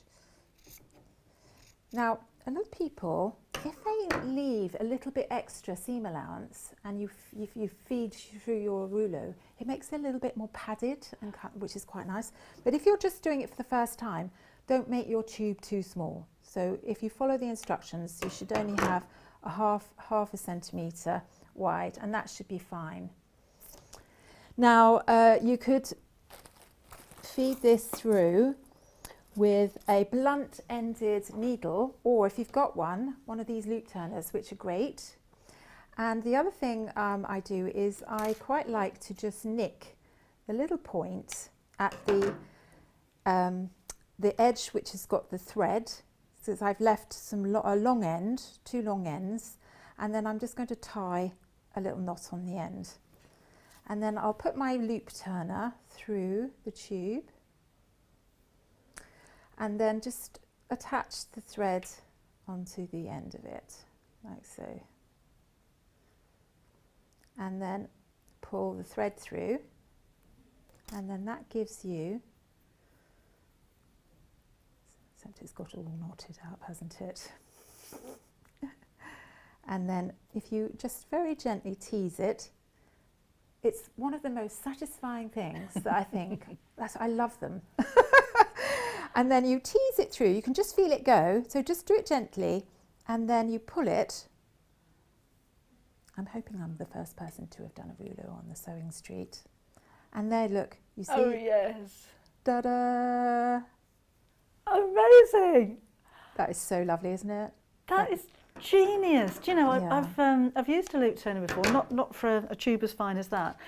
I wouldn't have thought of using the thread because I've tried to hook it on the end of the fabric and it can tear it. That's right. Yes, Genius. it's much better. And of So course, glad if you you did haven't that. got one of these, of course, your thread ends are going to tie onto a blunt-ended needle, you know, like something you use for chenille or something, and then thread that needle through. It works just as well. So if you haven't got one of these, but these are great. This is my favourite tool. Is it yours, Debbie? I love it. You love love it. them. Yeah. So right, Have to have a word with the buying team. So we've got our little loop here, and if you make it a little bit bigger, that's fine. We can trim it down, so you can have a button as big or as small as you like, and there's lots of room for. Now I never remember which side this goes on. Is it left or right? Left. If you've got any questions for Fiona, by the way, drop her an email. It's studio@sewingstreet.com. And I've got a Facebook open here as well. Alan, don't be frightened of overlockers. They're not scary things. You'll be addicted when you first get it home. Yes, they are safe. We wouldn't sell them if they weren't safe, honestly. So studio@sewingstreet.com. So come and drop us an email. Let us know what you think. Any requests, any questions, or just what you think about the show. What do you think about that rouleau? It's sweet, isn't it? Now, it's a good idea to know what size your button is here, because if you've got a button that's maybe a bit larger or a bit smaller, you can just pin it at first and then just pop the loop through the button, and just to check that you don't want it being too loose and you don't want it being too baggy either. So just pin it first of all, and you could either do a few little hand tack stitches, or you could just pop it on the machine and just tack it on the machine so that it holds it in place.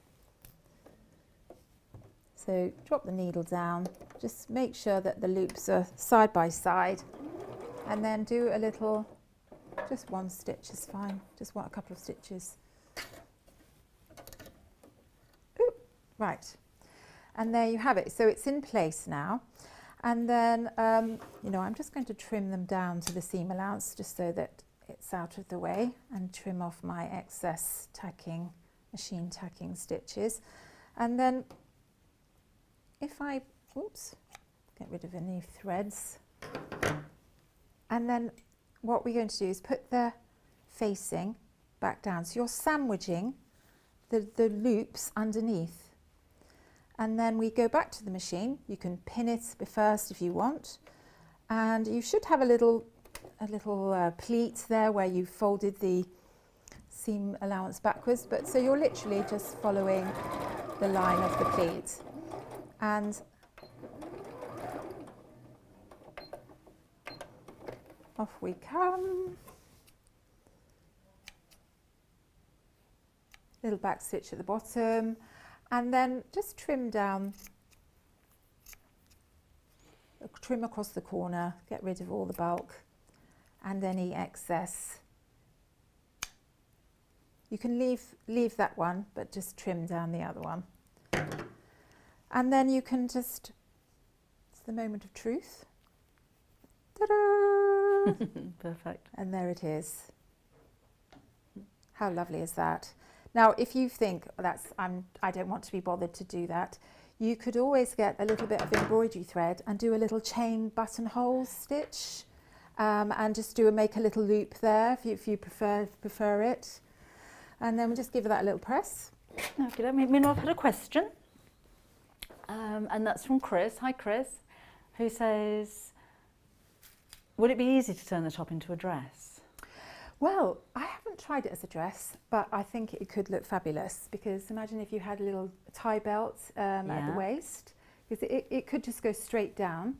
Because with it being loose fitting, you wouldn't have to put a zipper or anything in it, would you? No, Just that's extend right. it. And you've got the opening at the back of the neck, so you can just pop it over your head and pop it on, and it'll be absolutely fine.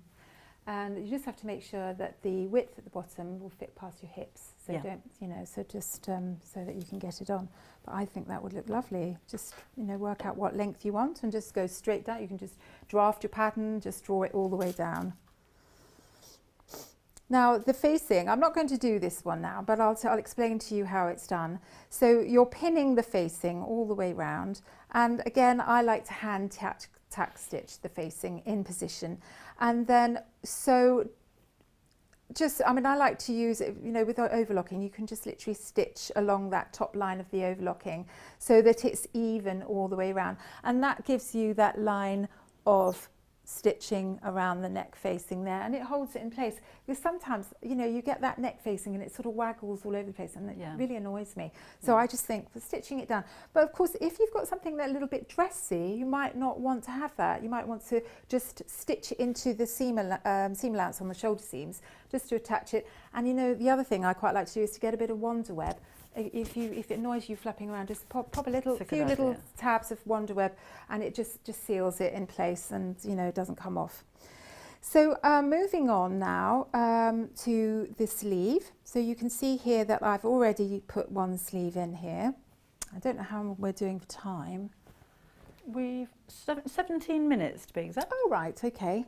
So here's one I made earlier, as they say on Blue Peter, and I've seamed it, so I've put the raw side edges together. I finished the edges first and then matched them up and then sew down the side seam. And I think I've done it on the other one, but not, I've actually sewn it on this one. But you can see here, this, before you actually put the sleeve into the armhole, it's a good idea to just fold over and press the edge that's going to have the elastic channel, because it's much easier to do it now when it's not attached than it is. So I haven't stitched it particularly, although you could stitch it if you wanted to before you put it in, because you've got less fabric to handle. Yeah. So I think that's a good idea. Now with this one, what I've done is a line of stitching. I haven't put this in the pattern because it doesn't actually need it, but some people find it a lot easier to do a line of stitching and then to ease up the stitches slightly, and it just maybe is a little bit easier to insert into the, because sometimes you actually have to stretch the sleeve head to fit. This one you don't have to stretch it that much, but it just maybe makes it a little bit easier if you've got a few. You don't want any gathers, you just want to make it reduce down the fabric a bit. Okay. Now you're going to put now when you're inserting the sleeve, you will have some, you should have notched it on the back and the front. So the sleeve has got a back and a front. So I've notched mine with 2 notches. So there's my notches there. So I know that that is the back of my sleeve. And you've got to make, so when let's turn it to the right side. So when it's attached to the sleeve head, you're lining up the back head of the sleeve head to the back of the garment. So the first thing you do is to pin the cross seams together at the underarm edge. So I have sewn sleeves into a jacket the wrong way round before now.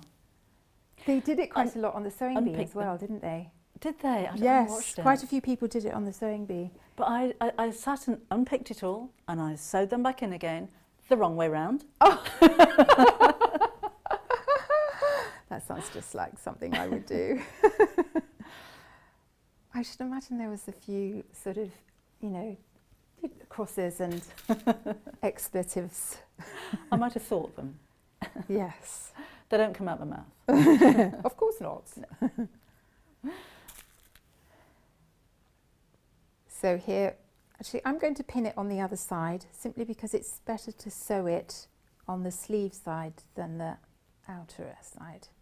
But, you know, you would be advised to hand tack the sleeve. I always hand tack my sleeves in place. You'll get a much better sewing experience. So you can pin a few up from the underarm edge and then a few up on the other and just ease it round. And you're also matching, there's another notch which is the top, there it is, and you're matching it up with the shoulder seam. So you just match up the top notch with the shoulder seam like so, and then everything else should fit nicely. And this is so worth the time and the trouble, isn't it? So Yes, it is. because you're going to wear this, and the thing is, when you've made something yourself, you know every single seam that hasn't, well, the pattern hasn't quite matched. Nobody else is going to notice, but so it's worth taking the time just so that you're happy that everything is perfect. I love doing this job, actually pinning the sleeve head in and tacking it in front of the TV. If it's a bit of boring bit, you can just, or a bit scary bit, you can just suddenly do a little bit extra, but it's quite nice having it on your lap as well. So I quite, it's quite a nice little thing to do when you're, you know, it saves a bit of time, doesn't it? If you're, you sort of think, well, I'll do that in front of the telly and then I'll sew it later. I sat in front of the TV for hours last night, hand sewing hair onto a ragdoll's head. Every hair individually, it took me ages. And I don't know how it happened, but I somehow cut a big hole in my t-shirt at the same time. How did you manage that? I've no idea, because I'm sitting there sewing away and I'm watching TV and so you snipping it. didn't have scissors? Sorry? Did you have scissors with you? I did have scissors with me, so, yes. right. But then my husband actually said, do you know your hole? It's all the fashion, Debbie. It's all the fashion now, having holes in things. Not there, though. Not that kind of girl. I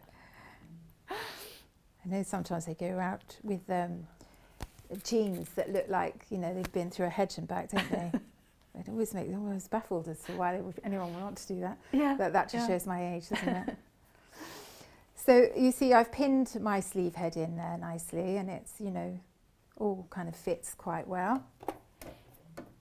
And then I'm just going to sew it without tacking, but as I said, hand tacking is one of the joys of sewing, I always think, don't you? I love it. I do. Any kind of hand sewing, actually. Yeah, it slows everything down, I Yeah. think, doesn't it? And it just makes you sort of more connected with what you're doing. Now I've got my my tacking stitches a little bit beyond my stitching, but that's okay, I can pull them out, so because they're quite long and I've done them on a long stitch length anyway, so I can just pull those out. Were you brought up sewing? Was your mum a seamstress? Well, actually, funnily enough, my grandmother was a tailoress. Oh, was she? And we've got pictures of us as children. There's 3 girls in my family. Hello, ladies. And we all have matching dresses. And we look like the Von Trapps. Yes. And they were all made by my lovely grandmother, Peggy. This top is actually named after her, so there you are. Oh, how lovely. Yes. And her middle name is Edith, and I've got another pattern called Edith. So it's a tribute to my grandmother, really, because she was really... It wasn't that she taught me how to sew or anything like that, because she was more likely, you know, it's what it's like, you know, I'll do it for you, or here, you know. But I definitely got the love of it from seeing the things that she did, and she was just good at everything. I mean, I'm not as good as cooking, and she used to make wine out of dandelions and everything. Oh, my mum used to do that. We had elderflower champagne. Yes. She used to convince us that it wasn't alcoholic, and I'm sure it was. It was very nice. Yes, I think my grandmother's dandelion wine was about 70% proof. I think you could use it as a cleaner as well. But yeah, she was the grow thing, you know, her garden was always full of dahlias, and, you know, I've got lovely pictures of childhood memories, you know. But yeah, so this top's Peggy, and that's named after her. Right, so I have my sleeve in now. You know, and if you want to take a little bit more time, just sort of either sewing in your ends or just trimming them off nicely, it's always good to sort of make the finishing edge nice, isn't it? Or if you haven't got an overlocker, just zigzag round that raw edge. And I'm going to leave mine raw for now, but obviously you can take a bit more time to do that. Well, just to let you know that half the stock of the pattern's sold out. Wow. So normally gets busy after the demonstration. So just to let you know, just in case we sell out. Now I have a little bit of tacking showing there, so I can just...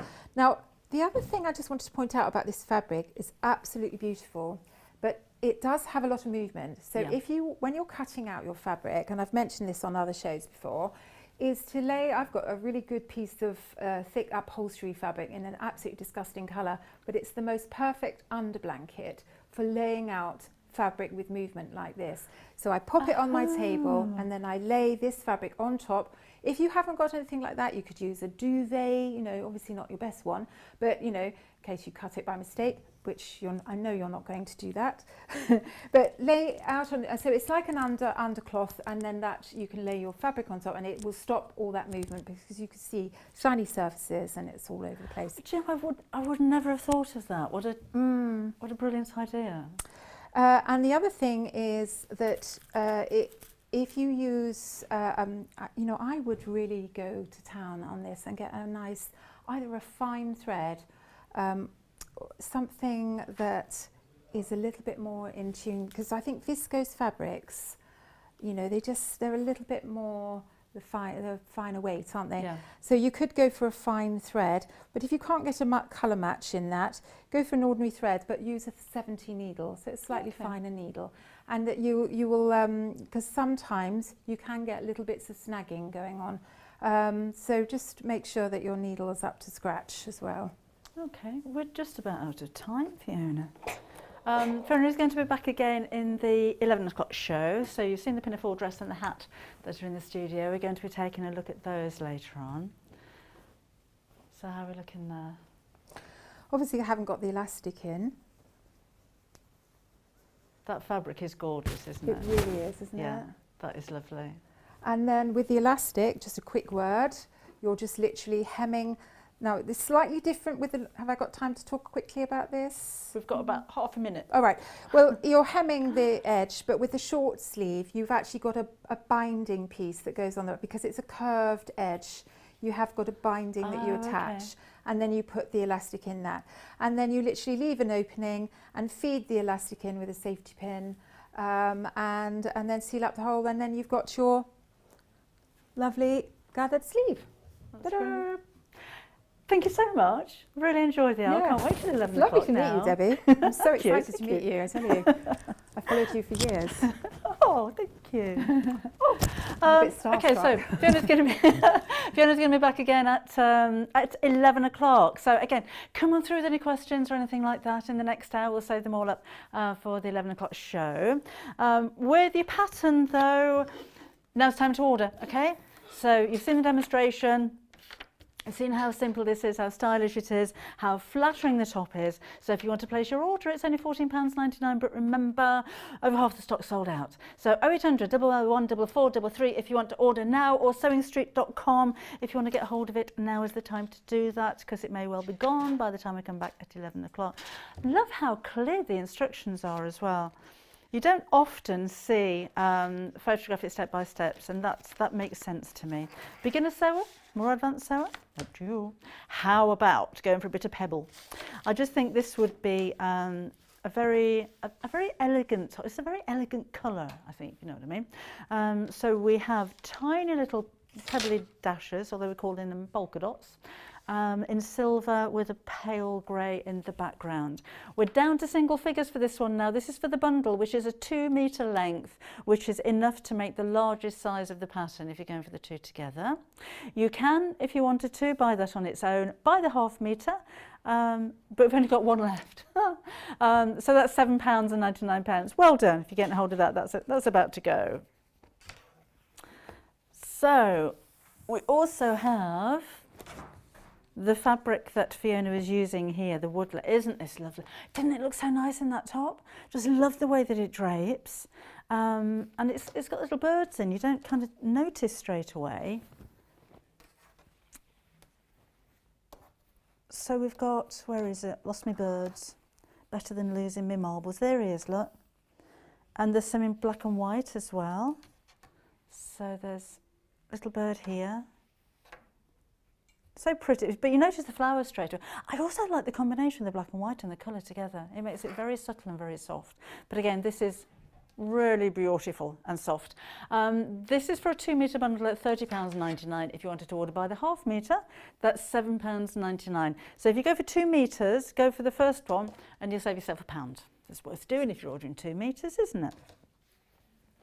And then finally, we've got the stars. Again, we've got a bundle of 2 metres for £30.99. This is very fine. Love Fiona's tip about the wadding. Or I've actually got a rather large piece of fluorescent pink corduroy that was about to go to the charity shop. Actually, I could use that. £30.99. This is the most popular one from the 3 bundles we've put together. So that's for a 2 metre bundle. But again, if you wanted to go for it by the metre, then we've got that option. That normally doesn't happen until the 4th hour, me not being able to talk properly.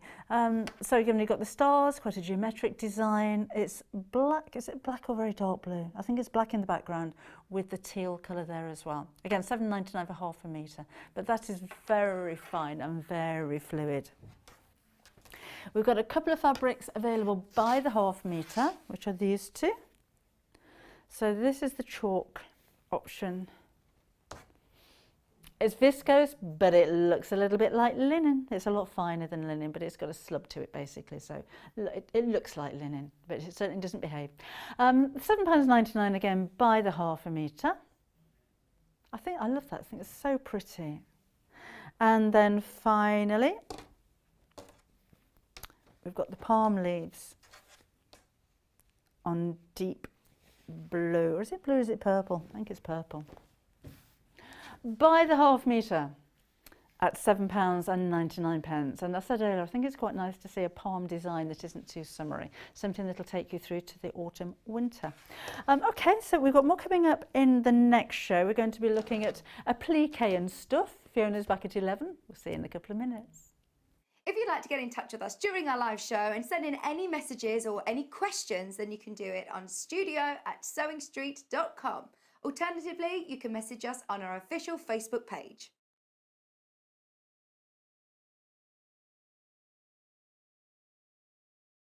Did you know that if you shop with Sewing Street, you're only going to pay one lot of postage all day? That's one payment of £3.95, no matter what you're buying. And you can check out as many times as you like without having to pay another delivery charge. So shop online at www.sewingstreet.com, or you can order via our call centre, which is 0800 001 4433.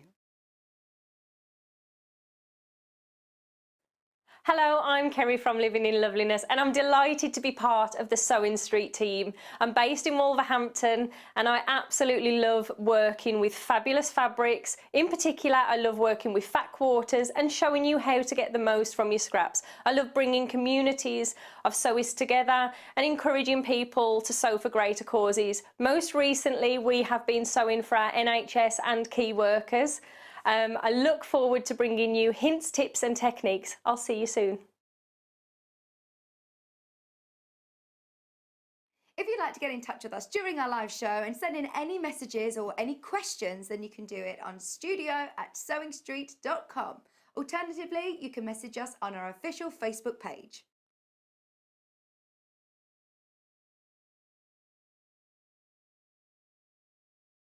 Hello, my name is Sally Stevens. I'm from Worcestershire, a little town called Upton-upon-Severn, which is a lovely little riverside town. And not far from there, I also have a little sewing studio, so I can work and leave all my mess left out when I'm preparing projects and quilts and so on. My speciality is, in fact, quilting, patchwork and quilting, and I probably started that when I was about 14 years ago. So as I often joke, that was only 7 years ago. In fact, it was rather a lot longer. But I've always enjoyed crafting, and patchwork really hooked me, and I love it. So now then, what can I tell you? Some something you may not realise about me is that although lots of you have seen me many times on Sewing TV and at classes, because I teach as well, I also do a lot of unpicking. So don't be afraid ever if you have to unpick things. So do we. It's not a problem. We all have to start somewhere. And sometimes you get a bit cocky and think, oh, I can just do that without pinning or without this. And then you think, should have paid attention to my own words. So some sewing tips for you. That's one, keep a seam ripper handy. That will always be your friend. And another one that I think is very important, whether you're a beginner or more experienced, when you're sewing something, particularly for the first time, a new technique, slow down. There's no rush, it's not a race. Have a little practice with spare fabrics if you've got them before you use your best fabric that you've just purchased so that you get your techniques just right. But also slow down, take your time, watch what you're doing, think about what you're doing, and read the instructions. That's always very useful. So what can I say? I've been asked to say what my claim to fame might be, and I would have to say, in all honesty, being on Sewing Street.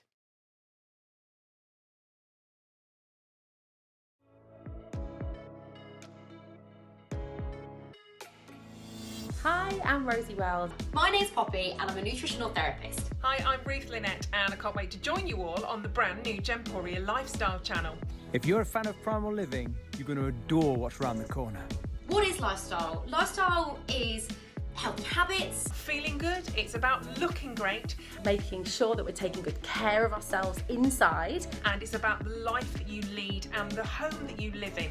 All of this is why I'm so excited. We've got the most wonderful team. Homeware deals and primal deals under one roof on one channel.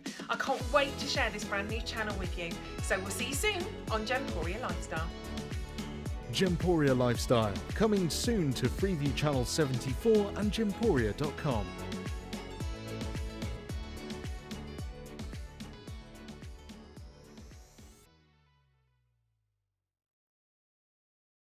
If you'd like to get in touch with us during our live show and send in any messages or any questions, then you can do it on studio@sewingstreet.com. Alternatively, you can message us on our official Facebook page.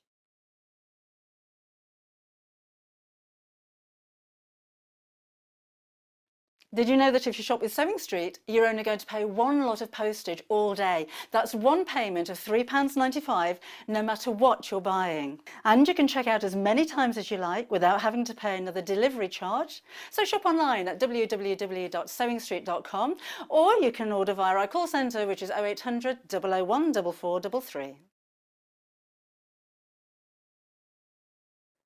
Hello, I'm Kerry from Living in Loveliness and I'm delighted to be part of the Sewing Street team. I'm based in Wolverhampton and I absolutely love working with fabulous fabrics. In particular, I love working with fat quarters and showing you how to get the most from your scraps. I love bringing communities of sewists together and encouraging people to sew for greater causes. Most recently, we have been sewing for our NHS and key workers. I look forward to bringing you hints, tips and techniques. I'll see you soon. Hello, morning and welcome back again. We're going to be looking at applique and stuff, fabrics and glues and adhesives and scissors and all kinds of stuff in this show. But we've got a couple of kits that we're going to kick off with. So these are the applique pictures. Now these are, they're very simple. They're actually in embroidery hoops. Let me just have a look at colour-wise here. So we've got the pinks and we've got the oranges there. And in here is everything that you need to be able to create, I'll show the picture in a second, an applique bird, there we go, in a hoop. And the hoop's included here as well. So these are from Catherine. There we go. So all three of those, and you have your embroidery hoop, and you've got your backing fabric, that's calico, and you've got all of your instructions as well, and you've even got buttons in there too. And what you're going to make is this bird applique. So you've got all of the pattern there for the twig and the bird and the leaves. Then it's up to you if you wanted to hand sew or machine sew, maybe blanket stitch. We were saying in the last hour with Fiona about sitting and relaxing and doing a little bit of hand sewing in front of the TV. This is a small achievable project for you to make, which can easily be hand sewn. And if you're starting to sew, or if you're teaching somebody how to sew, it's nice to have something completed in a short space of time, isn't it? And these are achievable projects no matter what kind of level of sewer that you're at. So if you know, excuse me, someone that was learning how to sew and you're looking for a Christmas present for them, you could just give them the kit. Or if somebody that loves birds in their garden, then why not give them the finished hoop. So again, everything that you need in here, including your hoop, for just £18.99. Now these have been on a show previously, so have a look back through YouTube and you should be able to see. If you look for Catherine from the Leicestershire Craft Centre, she designed these for you. So that's the first one. We do have a different colour option for you. So just put those back. Nicely boxed as well. So thinking about gifts, it's going to be easy to wrap, isn't it? Looks expensive. So the second colour option are these. So again, you've got your coordinating buttons, and these are your greens and purples. So we've got purple and the pink spot and the plain green. So it's the same bird you're going to make, it's just a different colour. So you can maybe go for a couple of them so you've got a matching pair. You could always kind of mirror image there, couldn't you? Oh, that there, by the way. Oh, come here. You've got a little piece of bonder web as well included so that you can adhere your pieces to your fabric before you embroider them. So again, either hand or machine embroidery, that's entirely up to you, but simple little projects to decorate your home and for you to enjoy while you're making them. So that's again £18.99, and that's your green and purple options. Okay, then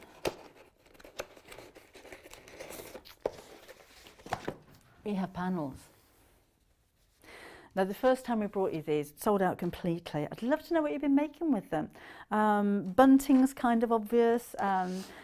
Maybe it's birthday, Christmas time, you're decorating children's bedrooms, so you put in initials onto, this one's the traditional. If you're going to put names on the back of jackets or personalised cushion covers. I've got a lovely picture from a few years ago. I've made a cushion cover that said on it, cats not allowed or something like that, and there's a picture of my cat on the cushion cover. But yeah, if you wanted to make things personal, you've got your capital letters and the smaller letters, and then the numbers from 0 through to 9 at the bottom there as well, and 3 big kisses at the bottom too.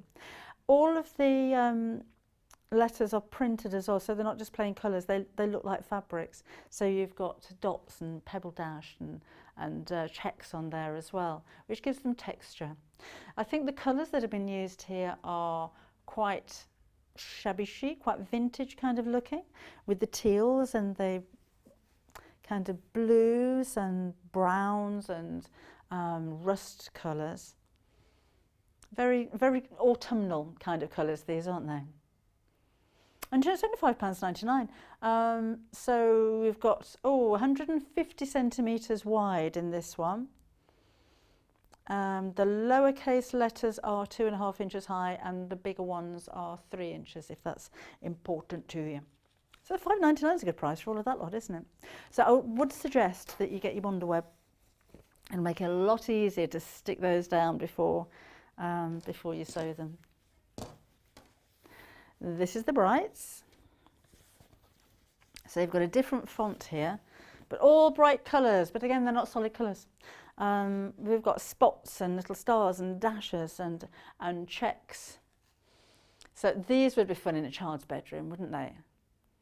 Or even just, you know, something to learn your letters from, just random letters. £5.99 is again your price there. Same size as the other one, so the capitals are 3 inches and the lowercase are 2.5 inches. And then finally with the alphabet panels we have the grey. Same font as the Brights, but all in the grey shades. Probably got 50 shades of grey there. 150 wide. And again, it's only £5.99. What are you going to make? birthday bunting, Christmas bunting, lots of bunting, cushion covers, homewares, jackets, bags, school bags maybe, initials on school bags to identify them. And again, that's just £5. Oh, that makes your arms ache when you've done that for a while. £5.99 is the price for those. And then we've got the wall hanging. This, just as a wall hanging all by itself, I think would be really useful in a child's bedroom. You've got the alphabet there to learn all the time. But it'd make a nice quilt. I've cut these up and made cubes out of them before now, so they make nice little toys, educational toys. And you could do some quite big ones actually, because you could use four squares together. Or you could just put a backing on it, put some wadding behind it. We've got some really big pieces of polyester wadding on the website, which would be appropriate, and just quilt in between the lines. So it'd look like you pieced all of the pieces together. So there's the alphabet, an and a star down there. Again, in lovely bright colours for just £14.99. I think I'm going to make a pocket wall hanger. Some of those letters may disappear. But should we do it anyway? Should we do it? Go on then. I'm going to make something useful.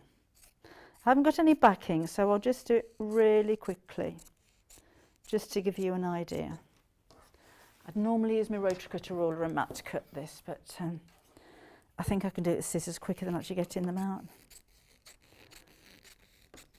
So, and I'd use some wadding of some sort, polyester one, on the backing. Could maybe even quilt into it. But I'm just chopping the white bit off the edge to start with.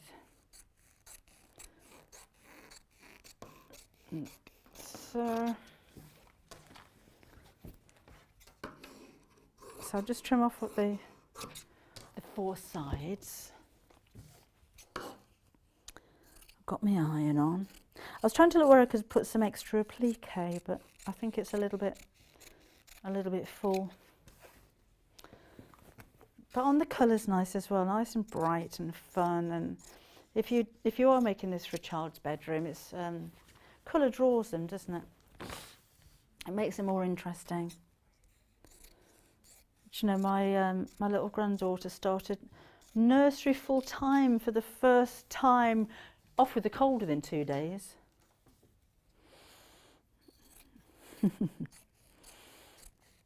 Right. Okay, so that's that.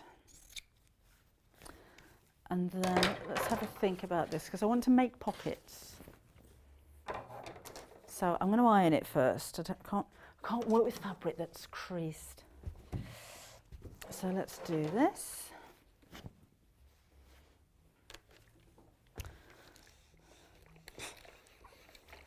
Make a nice quilt for a newborn, wouldn't it? I would give it a wash, get this starch out of it, and then it's going to be really soft. And then if it's for a baby, I'd use some natural wadding on the back of it. But it's a nice kind of cot size, nice and bright. So I've got my grandson due in November. First one. I'm so excited. I haven't made anything yet. I keep coming up with ideas. Well, I'm going to make a quilt and I'm going to make him some clothes. I haven't done anything.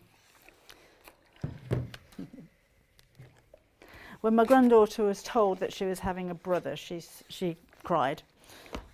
But she's coming around to it now. Everything's for her brother. You can't have that because that's for my brother. Okay, that will do for that. And let's see where we can make these pockets. If I had two, then I could make it without wasting anything, but I haven't got two. So I'm going to make a pocket here.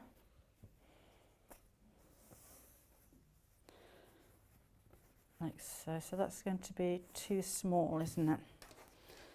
Let's do that. That's better. Okay, so we can have a nice big pocket on the bottom there. And then we'll have another nice big pocket there. Oh, it's shrunk down quite a lot now, hasn't it?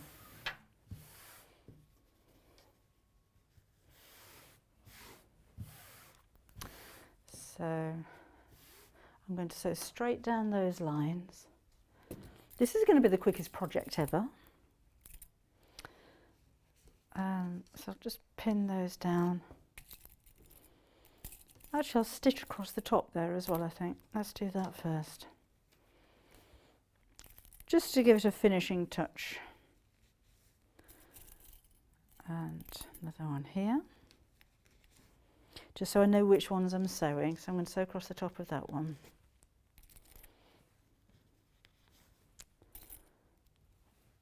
Like so. Right. So I'm just going to change the colour of my thread because it's black on here at the moment. And I want something a little bit brighter. So this is the little, where did that come from? The little, I say little, Elna 550, 50 stitches on this one. It's small and compact in size, but it is absolutely feature packed. And pop you on there. And it has its moments, this machine. It can really cope with some quite heavy weights of fabric too. Right, got that bit knotted there.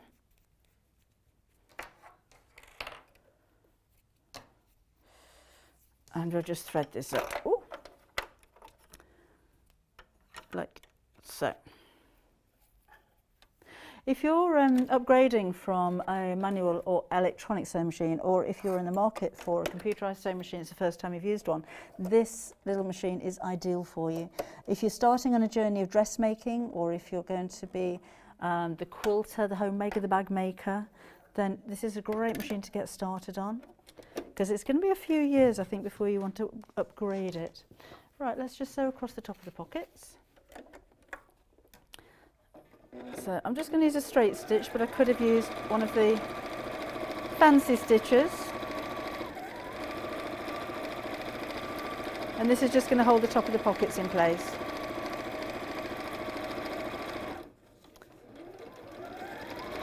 Just make sure the rest of the fabric's out of the way. I only want to sew the pockets.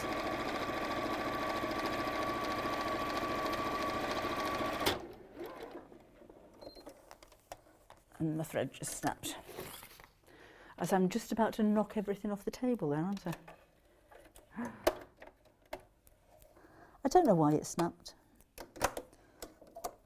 I think I pulled it a bit too hard.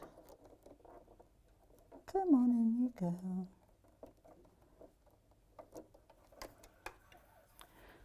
There, okay. So let's do the second pocket. Sorry, I'm just thinking if we can, yeah, let's do something a bit more decorative. Because I've got a bag of embroidery threads here, and I'm just thinking we could do a bit of that, and a bit of that, and a bit of that, and do a fancy bit across the top of the pocket. So these need to be a bit longer than that. I've not done this on this machine and I haven't got the right foot for it, so it might be something else that just doesn't work. Excuse me while I just bend down and pick those up. And a green one.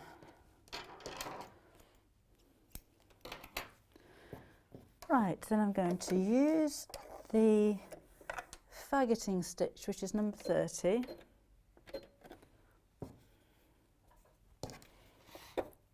And I want to lay those across the top here. Try and keep them flat. You can buy cording feet which does this, which might be a little bit easier. So we'll just have a few stitches to hold that in place while I arrange these. And then we'll just sew straight across them.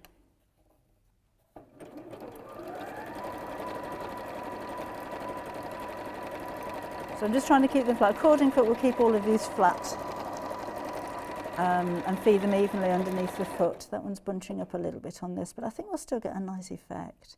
Just nice to do something a little bit different, isn't it? Can you see what's happening there?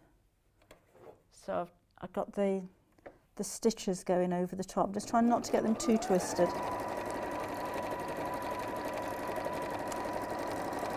And you can go around curves with it.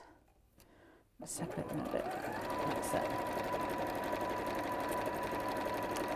Yeah, the foot that I've got on there is feeding everything straight through the centre, but I still think it's quite a nice effect. So quite happy with that. So bear with me because it's a decorative stitch and they tend to take a little bit longer because the machine goes backwards and forwards, but it does have a nice effect. I could have used a piece of ribbon. I don't have any ribbon. Now if I was going to make this at home, I wouldn't have folded the fabric so that you can't see some of the numbers, because I think that's a bit of a waste. So I'd actually cut the strips and then sew them onto a piece of backing fabric. So that makes your alphabet go a little bit further, because mine's reduced by half now. You can't see all the numbers, but you get the idea. Again, everything's about to go, isn't it? So again, I've got that kind of stripe going on there. Almost there. And as I said, I would put some backing fabric on this and I'd use the polyester wadding, because then when you sew into it you get some really nice deep stitches. We're almost there.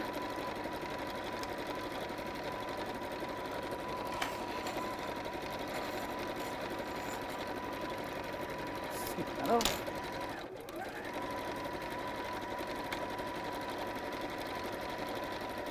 That'll do. It's better than plain, isn't it? So I've got a nice little stripe going across the top of there. Then we'll sew the pockets. Oh, I should have done them both like that. That looks really nice. So that finishes it. Doesn't that look pretty? Better than that, isn't it? But we're done now anyway. So just move the pins out of the way and I'm going to sew these pockets down here. So don't sew over pins. So back to a straight stitch, and I'd have the wadding on the back now. I haven't got any. Right.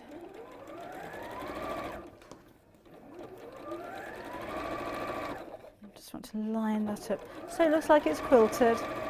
The top of the pocket will go backwards and forwards just to reinforce that. So if you put something big in there, then the seam isn't going to be weak. And the same with that one, and then sew all the way down. I tell you what, as a panel, this looks about the right size to hang off the back of a car seat, doesn't it? Maybe a bit big, but you can make a car seat organiser quite nicely out of this. I think it's just a case of thinking of things that are. Ooh, forgot to reinforce the pocket. Never mind. That's I'm talking at the same time. Thinking of unusual things to do. So you've seen the panel before, which I think is just designed to hang up on the wall, but I think it's quite nice to do something a bit different with it. Okay, and then finally, go out the way.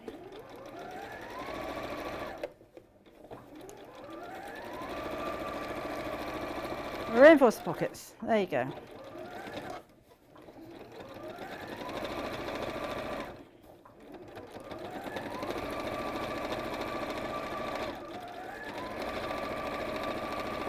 Almost there, and I've got nice deep pockets on this as well.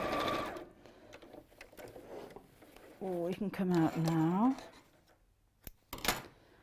And then I'm just going to sew across the ends of the pockets at the top,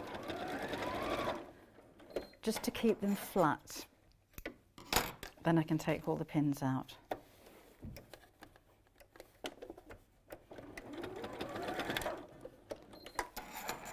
And on the other side, just so that the pockets don't flop around. And then I need to have a think about what to do next with this one, because I'm kind of thinking some really nice brightly coloured bias binding would work. Or do I bag it out? I think the bias binding. So I need to have a look on the website and see if I can find some really bright colours. That will do there. So these can come out.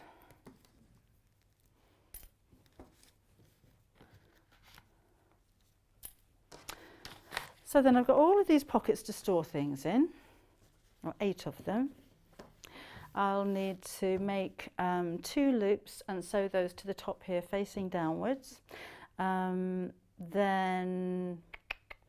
I'd use my 505 spray to stick this onto the wadding, cut some backing fabric to the same size, and then I'd put bias binding all around the edge, and then the loops flip over, and then you've just got something to hang things up in your bedroom or wherever you want them. It's quite fun, isn't it?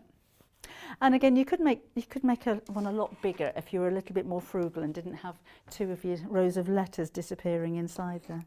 So I might finish that at some point. Probably won't, to be honest. So I could keep my jewellery in there, I could keep my slippers in there. I have a pair of frou-frou slippers, you know. I said on one of my Facebook lives that, because you never see down here, do you? You never see what's on your feet.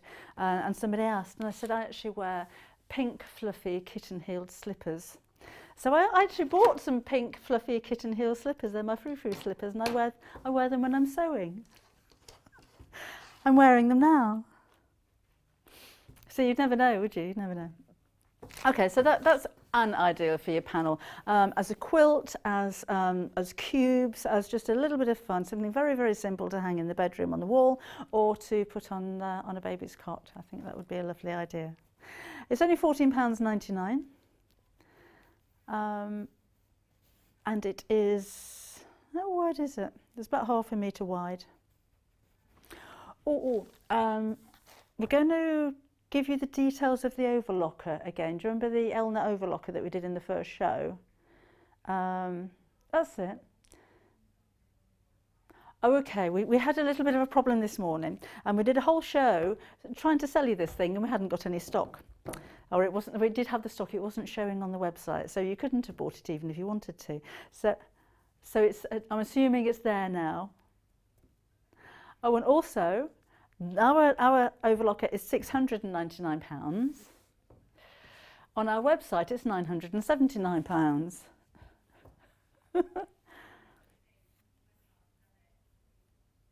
Oh, okay. So what are we actually selling it for now? Oh, okay, right. Oh, right. Oh, I thought you were going to give me some bad news there. Right. So what happened? So I'm having all of this information for the first time on Maya. So sorry, I didn't really communicate that very well. What happened this morning? We put together a bundle for you with the Elna overlocker, with a little honey pot storage jar and a pair of scissors. It wasn't actually loaded onto the show this morning, so you couldn't buy it. And then when it was eventually made available for you to buy, somebody accidentally took £200 off it. So it's down at £699 instead of £979. But they're letting us still sell it for £699. Got to do it. We've said it's £699. But we do have limited stock with the bundle, so if you wanted to go for the machine at that price with an extra £40 worth of freebies, then aren't you glad you tuned in this morning? Oh, well, I hope you weren't trying to order this morning. Now you've gone out, you'd be kicking yourself. Oh, but we have to honour the price, so there you go. You've saved yourself a few £100 there. Oh, good news. We have, there you go, some of Delphine's projects for you here. She's put together a Tilda charm pack, some Bonder web and some plain white fabric. And with said pieces, you can make all of these, a cathedral window pincushion. All the step-by-step instructions are included here. The Mum and Me bird cushion, again, all the instructions. Mini hexie coasters. And happy camping cushion. So 4 sets of instructions, and your, excuse me, your Bonder web, 1/2 metre of white fabric, and you've got your Bon Voyage. I'm going to open that. Tilda charm pack as well. There we go. So really pretty, very noticeably Tilda as well. Little ditzy flowers there, and the larger flowers. Lovely colours as well, aren't they? I like that sandy kind of colour. And the teals and blues. So all of this for £49.99, the deep reds. And they all match, even if you go for colours that aren't the same, they all match really well. So you'll be able to create some really elegant pieces. Love the cushion. In fact, I've actually got that. So we can show you. Isn't that gorgeous? Oh, true Delphine style as well. She's embroidered the little flowers across the bottom, and then you've got hand embroidered wine glasses and the handle and the heart on the door. And these she's machine stitched, but I suppose again, if you love hand sewing, there's no reason why you couldn't sit and hand sew all of those pieces. Again, from the charm pack, that's why you've got the seam down the centre, so you can make something bigger from them, and the little bunting across the top. Remember, you've got your bonder web and everything included in there as well, and your white fabric, so that you can actually make the cushion cover too, and your full step-by-step instructions, which are these ones, with lots of photos. I like lots of photos because you can really see what you're doing. There's your template, including your bunting and everything as well. So 4 patterns and your fabrics for £49.99. Good value, isn't it? Oh, we've got the charm pack on its own, by the way. If you didn't want all of the other bits and bobs that come with it, you just want the charm pack, you can go for that one. It's £12.99. And there are the 40 pieces in there. Yep, 40 pieces, all matching, coordinating. So with charm packs, you could even just join them all together and make a square quilt. And you've got a really nice quality of fabric there with it being Tilda as well. So that is just £12.99. Never going to get it back in here, am I? Little endeavour. We have Tula Pink, again another charm pack for you. I'll just take that down a little bit so you can see. Maybe not. So we've got very Tula Pink, very, oh, you need to see what you're buying, don't you? We can't do that. Come on out. Right, that's better. So we have all the bright colours that you associate with Tula Pink. She likes them loud and neon and jazzy. That's like when you could, like, oh, I'm thinking when you slice a tree, but that doesn't sound very nice, does it? And hexagons, tree rings, that's it. Thank you, Joe. Little birds there, and flowers. But really nice and bright and bold. If you love your colours, you're going to love those. They're by Tula Pink for Free Spirit, and they're called True Colours for £19.99. Again, you've got 40 of those in the pack. Oh, okay. Then we have the large pack.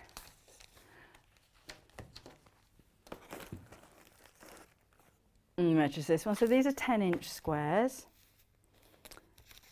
And I shan't take all of these out because I won't get them back. Scrumptious squares, these are called.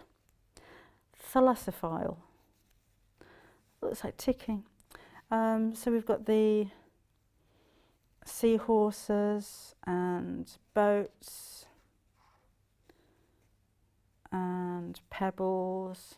Lovely colours, aren't they? We've got all of them there, like corals and turtles. And stripes again. So you've got lots of the same print in different colours, which means they're going to really coordinate really well. £22.99 is a good price for all of these. You've got 42 of those in the pack. So more seahorses.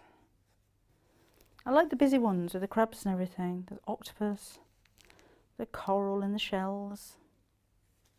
Got them all upside down, haven't I? There we go. So all of those for £22.99. There's a lot you can do with those as well. So I think with squares, if you just wanted a really, really quick quilt, just sew them all together. You get a massive quilt with the amount that you've got in here.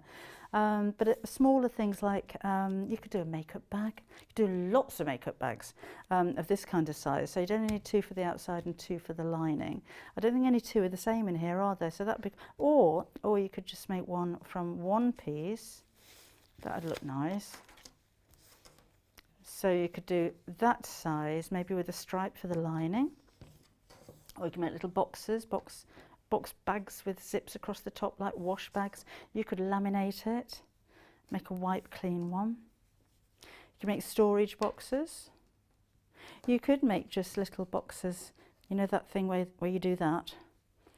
So put some H640 behind it and sew 2 pieces together and then just tie the corners up so you've got little bowls. That'd be nice in the bathroom, wouldn't it? Keep your little soaps and cotton wool buds and things like that in there. So there's a lot you can do with a 10-inch square.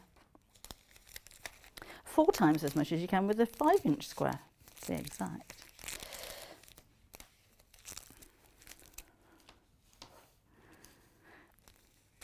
If you get yours home and it's all scrunched up like this, you know it's because that's the one I had in the studio.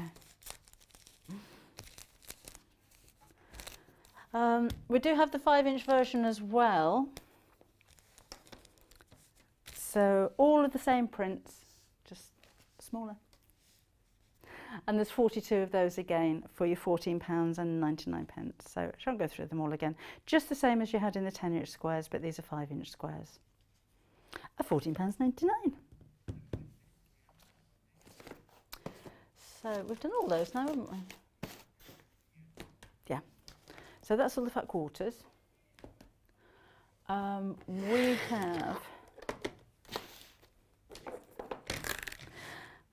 don't have that.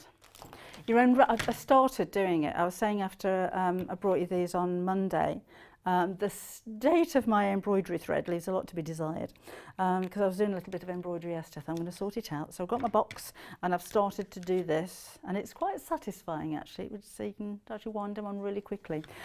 You're getting your floss included here for your £9.99. So there's 6 skeins of DMC thread. Can't guarantee what colours are going to be, and then lots and lots of storage, and importantly lots and lots of bobbins, so you can literally wind your bobbin up like that to keep you organised, and they just all fit in there. Laura's never heard you never used to sing Wind the Bobbin Up when you were little. I can't sing it because of copyright. My granddaughters sing Wind the Bobbin Up and they do all the actions and everything. It's just I should sing it later. I'm not a very good songstress. That's £9.99. I just think it's such a good idea. It's all clear as well, so you can see what colours you've got in there and how full it is. But it's just really useful. If your embroidery thread is anything like mine, which is literally in a big knot in a cupboard, and I just end up wasting so much because I don't end up unknotting it. I just cut off the bit I want, even if it's not the end, and end up throwing some away. So keeping yourself organised ultimately saves you money. I'm getting there with it. £9.99 for the box, including, remember, 6 skeins with that one as well.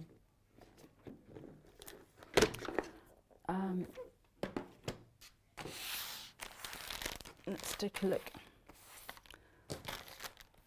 at our embroidery threads. There's 100 in that one, and then these have got 50 in them, 36 in those, and 36 in those. Okay, so we've got variegated, we've got pastel, and then we've got the brights. So your variegated is XSZ W39. So there's a lot of noise here. I do apologise if that's noisy at home. So 36 skeins, but they're all variegated. These are lovely if you're doing foliage and flowers. The lavender I've used to make embroidered French knots with in lavender. The flowers in the colour is what I'm trying to get. And just starting with the dark at the bottom of the flower and coming out to the paler at the top. But imagine if you're making roses in the pink or the peachy coloured, and as you're embroidering, they're just changing colour so it looks like dappled light on them, or little little drops of dew on the petals. Loads of colours in here as well, no two the same. So the blues you could be using and the sea greens if you're doing seascapes. It just makes your work really interesting as the colours shade like that and they change from one shade to another. So that's £28.99, that's your rainbow coloured variegated. If you wanted to go for the plains, we've got those as well. So this is the big one, this is the 100 pieces, which looks like that. I did take those out of the packet the other day and there's no way they were going back in again, so that's what you get. Loads of them for £9.99. Oh, have we done it again? Who's in charge of the overlocker this morning? Putting prices on that were too low. I think they've done it again with this one. Well, if it says £9.99, it's got to be £9.99, isn't it? We have 2 packs of 36. These are the pastels.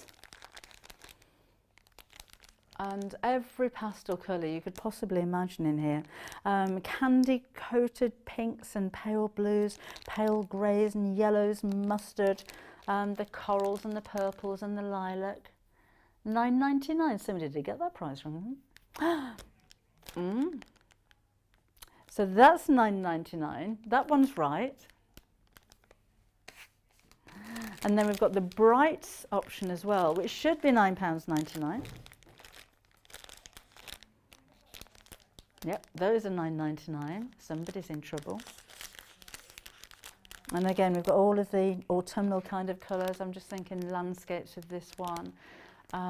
Looking out over ploughed fields with just a little hint of sunshine across the fields. And then we've got the big ones as well. But great value for money, and embroidery floss, not just for embroidery. It's nice to thread beads onto, to do your couching and you know, the fancy stitches on your sewing machine, to make braiding with, to make tassels with. Tassels are really easy to make actually. Should we make a tassel?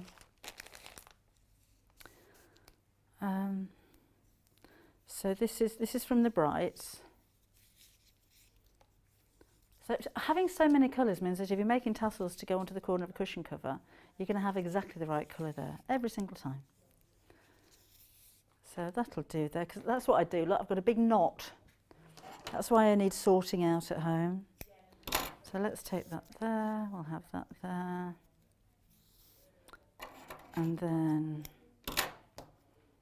we'll tie this around here.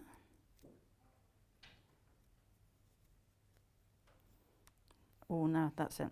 I didn't know which one the end was. And that can be part of that.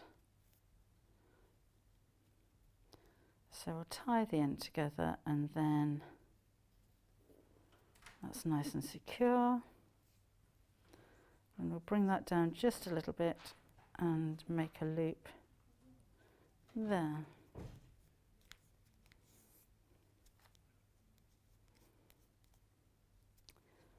Like that, and then we'll knot that off. Could have been a bit neater with those ends, but you know, I'll maybe do another knot just to make sure that's not going to come undone.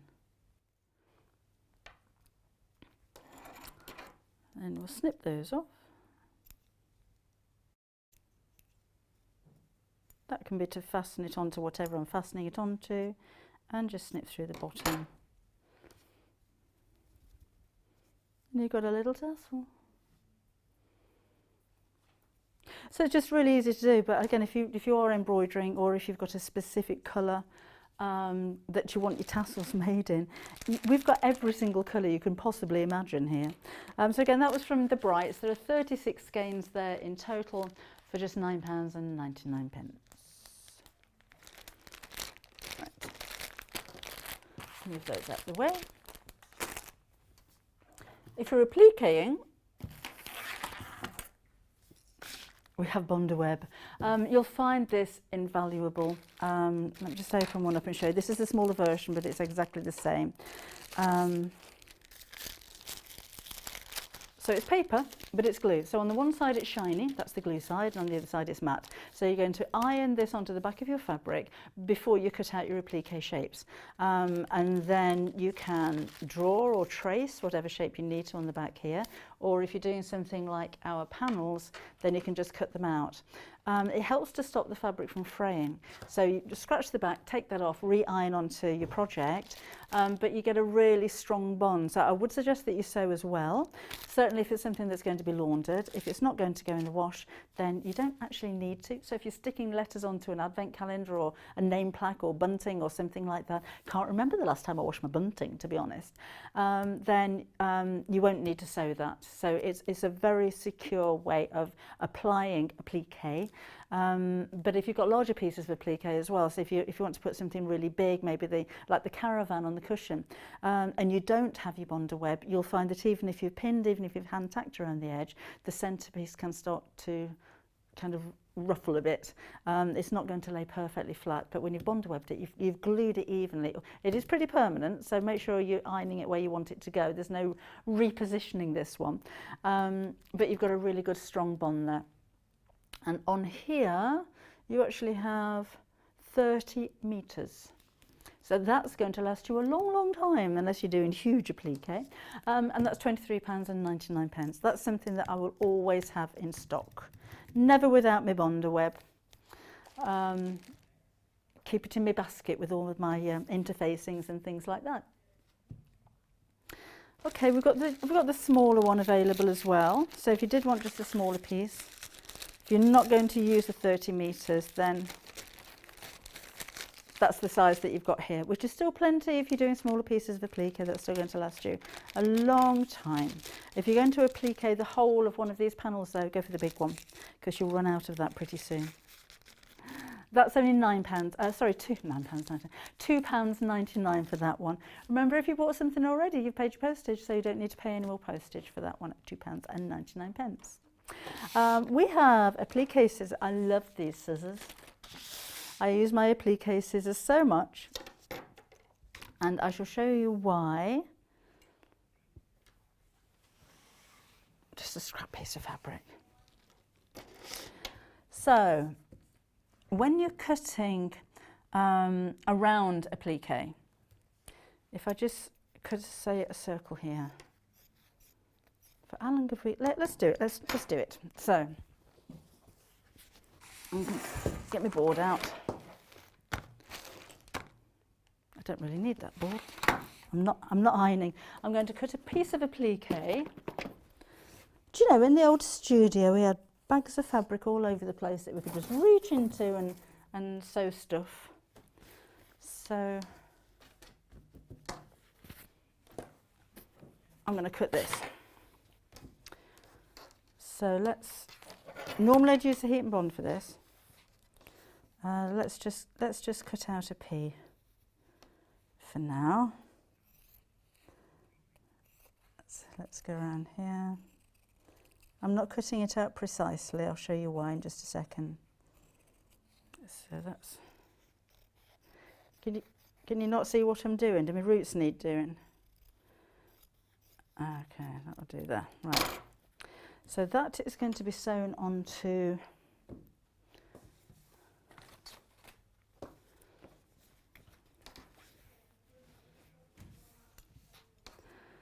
this is a very long-winded way of showing you how these scissors work, but you know. So that's going to go there, that'll go on there like that. And then I'm going to sew around the edge.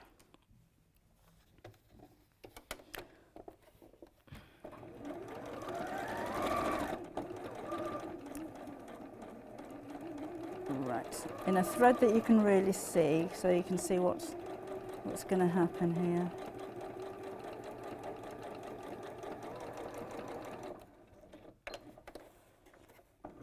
Right, this is just rough, but you know, apart from anything else, these are incredibly sharp scissors. You know, I was saying earlier on about scissors sharp right down to the point.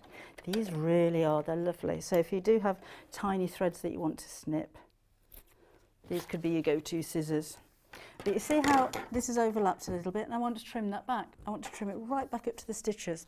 If I was to use an ordinary pair of scissors, I'd be folding this in half, trying to get hold of this, and there's a risk that I'm going to trim through the actual stitches. But these I can cut flat, so the bill shape goes underneath your fabric, and you can cut right up to the stitches but without cutting through them, because this part, it is sharp, but that part stops it actually going through there. And you can cut flat, so you don't have to lift these up and cut them like you would with a pair of scissors. You can get right up to that stitch and cut with them flat. And what that also means is if you're doing things like upholstery and you're putting your trim on there, so you've covered your footstool and you've got some trim that goes around the edge. So this will be glued on because that's going to cover up all the staples that you've used to put the cover on. But then you want that trimmed back. There's no way you're going to get scissors. I know you can get curved scissors, but you can't get as accurate as you can with these scissors. And the reason being is the shape of them. Because if I'm going to try and cut something flat with a pair of scissors, my fingers are in the way. So there's no way I'm going to be able to cut that. I'm going to have to lift it up. That's because there's just no way you can do it. So all I'm cutting at the moment is that. So all I can do is snip the point. Look at the shape of these scissors. They're flat. I can get my fingers underneath there and I can cut away all of that trim without my fingers getting in the way. So I'm using the whole length of that blade instead of just the point, and I'm making a proper cut as I'm going because, again, the shape of it. So if you're cutting anything that you're not able to lift up, or if you want to be really accurate, or if you want to, again, take that blade right up to a stitch line, right up to it, look, but without cutting through it. That's why these are so popular. I think they're a funny looking pair of scissors until you see what you're going to do with them. How close is that to that stitch? Right up to it. There is no way I could do that with scissors without actually snipping through the thread. It would be impossible. So that's missed it completely. So those are your applique scissors, sometimes called duck billed scissors. I think I prefer the duck billed because I very rarely use them for applique, but very often for upholstery or again or cutting flat. So those are £16.99. Clever, aren't they? Something else that you may not have seen before is the hair marker. Oh, now I do need some plain fabric to show you this one. And I've got a bit of wadding. If you, oh, I've got some white here. Can I use that? Okay. So I've got some wadding and I want to make some markings on there, but I don't want to use an erasable ink pen. I don't want to mark it with chalk. This is white fabric and I'm just a little bit worried about putting any colour on there. So I'm going to use a hair marker. Now this has got many uses. It's designed to do this. So you're literally scoring fabric. So if I'm doing some crosshatch quilting, I can literally score this, and when I give that a blast from a steam iron afterwards, can you see those lines okay on there? Let me, if I do that and then I'll lift it up to show you. It scores the fabric, so it leaves lines in there, but I'm not adding any colour. So I'm not adding any ink. There's nothing on there that could possibly, you can just about see those, there you go, that could stain or bleach the fabric. And again, all I've done is squash the fibres. I haven't damaged them, and a blast from the steam iron when I've sewn over them, and those lines are all gone. What it's also useful for is to score your fabric for hemming. So if I score just across here and then score again,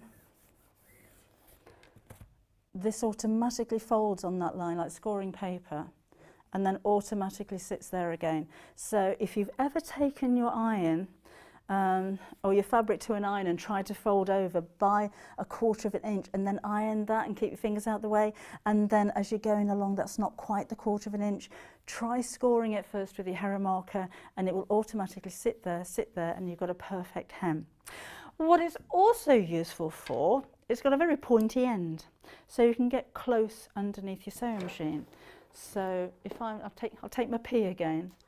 If you've got some fabric that is lifting up slightly, or you want to hold something in place, like if I hadn't stitched this down, and I just want to get right up to the needle, that sharp bit there can go all the way to the point of the needle to hold things down flat.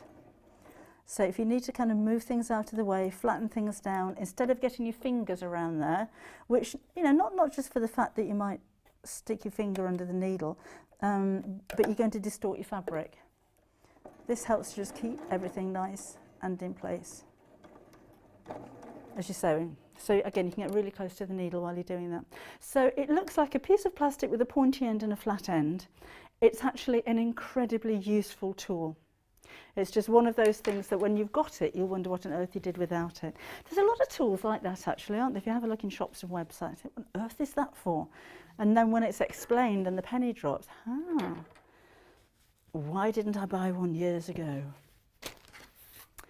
Right. So we've been through the sprays we haven't been through, have we? Do you want to look at those? I'm just trying to... Oh, we've only got a minute left. Oh gosh, this hour's gone so quickly.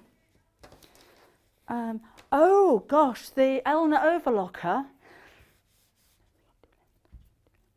There was a little bit of a mistake earlier on today. If you just joined us, I hope you weren't watching at 8 o'clock this morning, because we had the machine on, the Overlocker machine, for £699, and it should have been £749, I think. So there's a bit of a mistake with the price.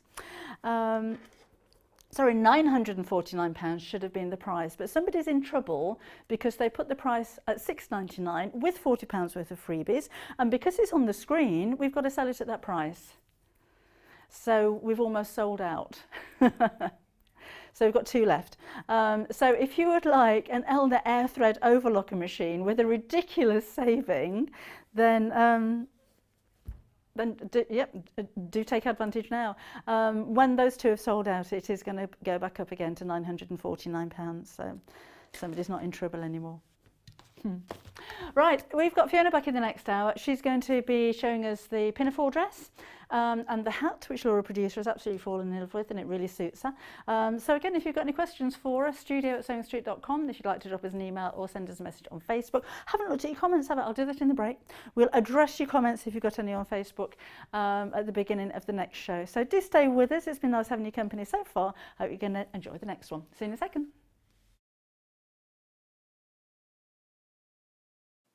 Hi, I'm Debbie Shaw from Sewing Street, and these are my 5 top tips for successful sewing. So number 1, always use a good quality thread. A good quality thread will keep your seams stronger and also help to prevent lint building up inside your sewing machine.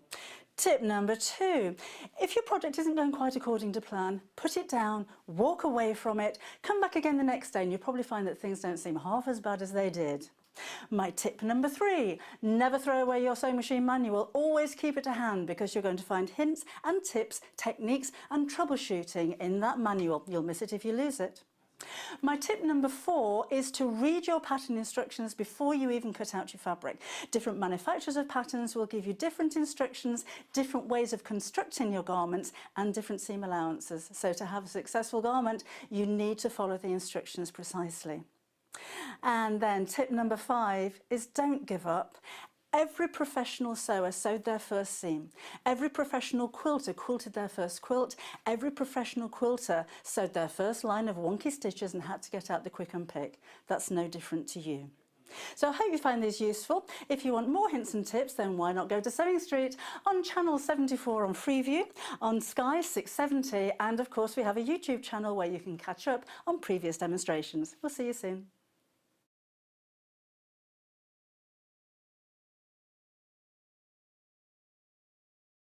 If you'd like to get in touch with us during our live show and send in any messages or any questions, then you can do it on studio@sewingstreet.com. Alternatively, you can message us on our official Facebook page.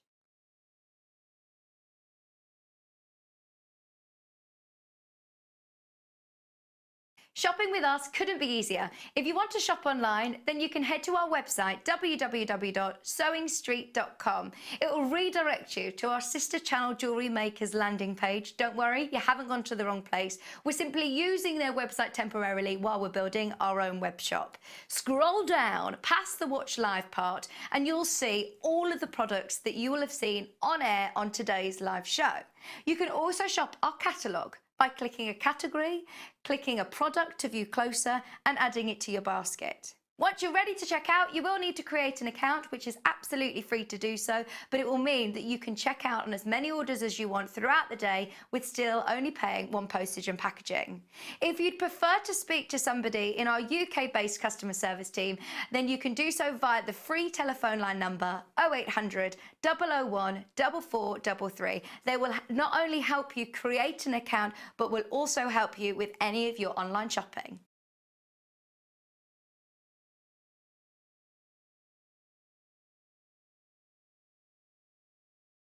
Hello everyone, I'm Delphine Brooks. It's so great to be here and part of the Sewing Street family. I'm local, I'm only down the road in Warwickshire. I started sewing many years ago when I was very young, doing lots of art and painting, and eventually I went into textiles and I really enjoyed doing the two together. I then had a bit of a break. Something you don't know about me maybe is that I spent many years in the Royal Air Force and eventually in the police as well. And then I went full circle and I've come back to my happy place of sewing, and which I really enjoy. My best sewing tip is measure twice and cut once. I have chipped up a couple of times by not measuring properly, and I do always regret it. So now I always measure twice, cut once. Anyway, I really hope to be with you again soon, and I look forward to seeing you again soon. Thank you.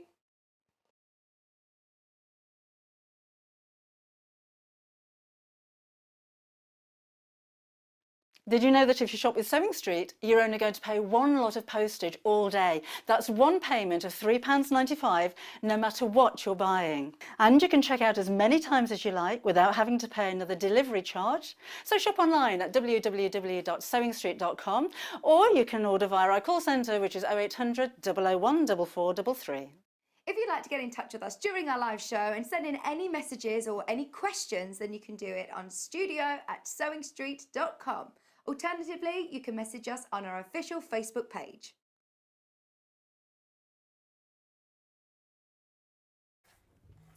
Hello, welcome back again. We've got another hour of dressmaking in this show, and well, dressmaking and hat making, is that millinery, I think we're calling it. This is the Pinafore dress that Fiona's going to talk us through. So this is the Mildred. I'm sure there's a story. And again, she says it's suitable for beginners. So you might have seen it on the set throughout the course of the shows this morning. And this is it. And we've put some bundles of fabric together for you as well, which we think are appropriate. So bust size again from 32 through to 46 inches. And a very simple but very flattering and very easy to wear dress as well, we're thinking. This is £17.99 is your price.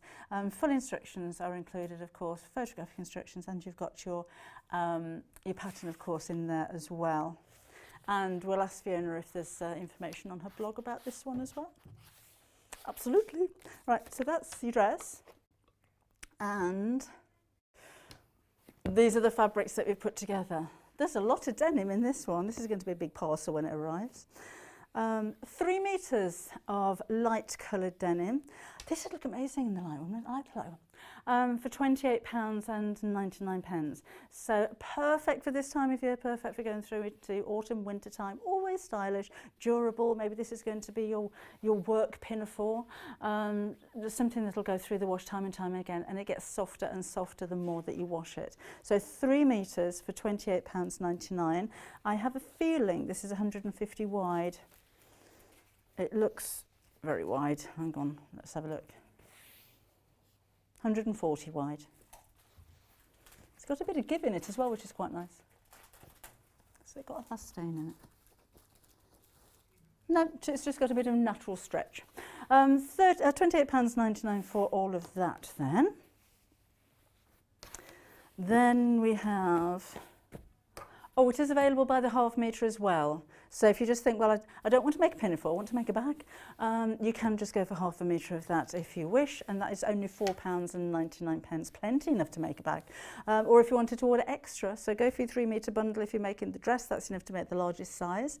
If you're making the smaller size, you may have a bit left over anyway, but if you want to go for extra on top of that, that again is £4.99. We have the dark denim for you again. This is another, it's heavy, 3 metre bundle. That again is going to get softer and softer. It may fade a little bit the more that you wash it, which is all of the qualities of denim that we love, isn't it? That's £28.99 again for the 3 metres. And if you wanted to go for that, by the half metre, of course you can do. Excuse me, and that is just £4.99. So if you only want a metre, order 2 of those, and we'll send you 2 joined up pieces. So order 2 units basically for those. And then, we do have, actually the pinafore would look nice in this. This is a stone washed linen, and it's got texture to it. It doesn't feel like linen, it's softer than you imagine linen to be, but it is 100% linen, and it's kind of got a cross weave to it, so it's really unusual. It's very textural, but it doesn't have all of the creasing issues that we associate with linen. It will crease, and it will crease less and less the more that it's washed, but it doesn't have the same texture or the same feeling or the same creasability as you would expect to find with genuine linen. It's an unusual weave, isn't it, that one?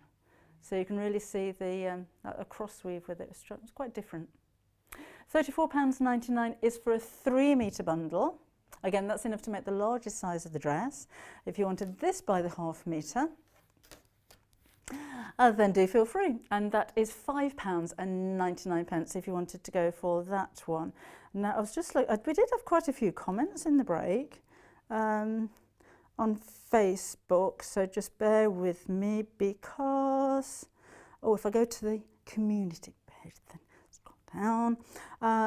Pauline says, can we please explain the difference between viscose and jersey fabric? Viscose is made from wood pulp. It's called a semi-synthetic fabric, and that's the fabric that's really lightweight and really flowy. It's woven. Jersey fabric is a knit, so viscose fabric or woven fabric is made with strands going down and strands going across, whereas jersey fabric is made with one strand, just like when you're knitting, and it's knitted, so it's got stretch to it. You can get different weights of jersey as well, but that's the main difference. Viscose woven, jersey is knitted. Morning, Jenny. She's just got back from walking Thatcher. Thatcher, come here then. Thatcher, do you want to chew? And having a brew while watching and deciding what to make next. I haven't had a brew since 8 o'clock this morning. Okay, so that's your, that wasn't a very subtle hint at all, was it, really?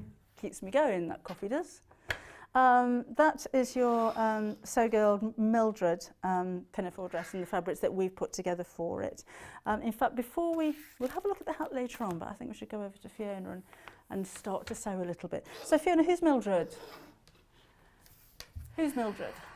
Well, if you go to my, I don't want to go on too much about the blog, but there is actually a picture of Mildred's on my blog, which is where my husband courted me when we were going out. Oh. And I love the name so much, I kind of put it to the back of my head, and then it popped out when this pattern came up. I was thinking of names, and suddenly Mildred presented itself, and I just thought it just gave me fond memories of. It was like it's like a I think it's a vegan cafe or something. But in those days, because we're talking quite a long time ago, veganism wasn't really that big. I'm not really a vegan, but the food was great there. So I'm sort of plugging the cafe. I don't own the cafe or anything. But yeah, so it was where my husband courted me. Yes, so it's got fond memories.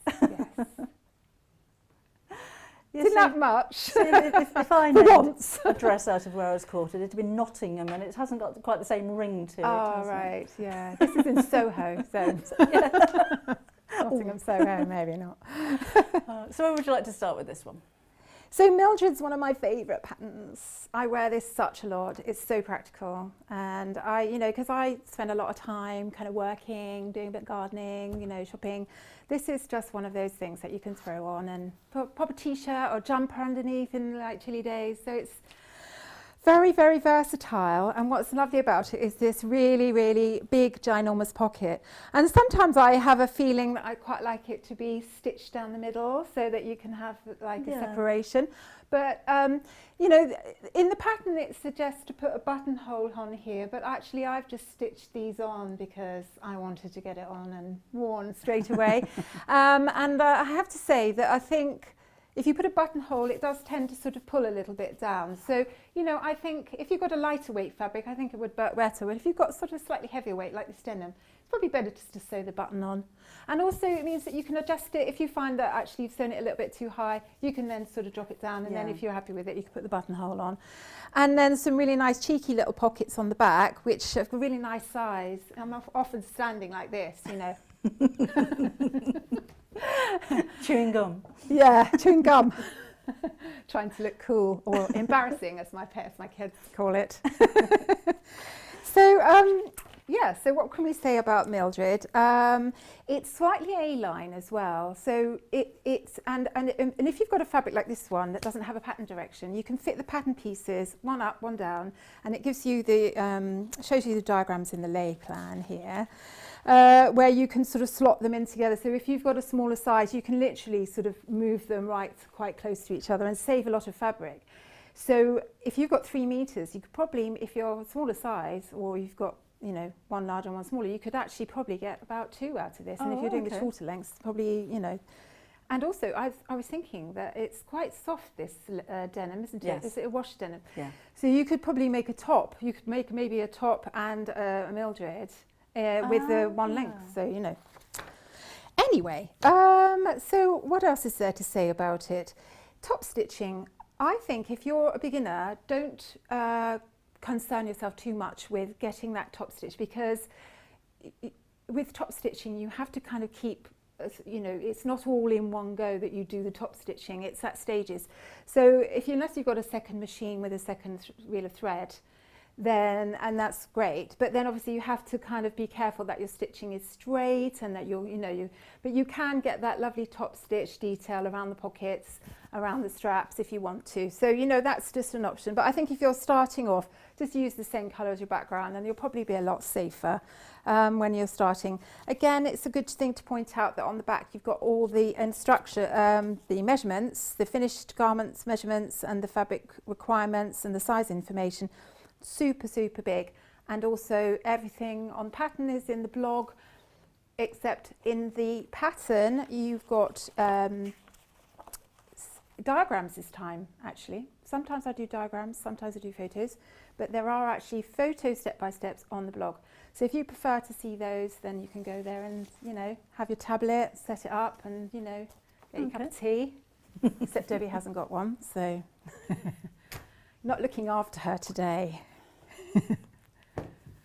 Anyway, so considering we've got 3 kitchens in this studio.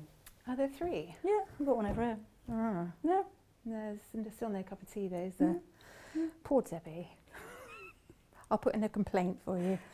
Doesn't work, Fiona. Doesn't work, no falls on sympathy. deaf ears. Now, I've pinned these pockets on just because I wanted to show you pocket placement. There's a placement on the pattern pieces where to put your pattern depending on your size. So it's all size lines. Okay.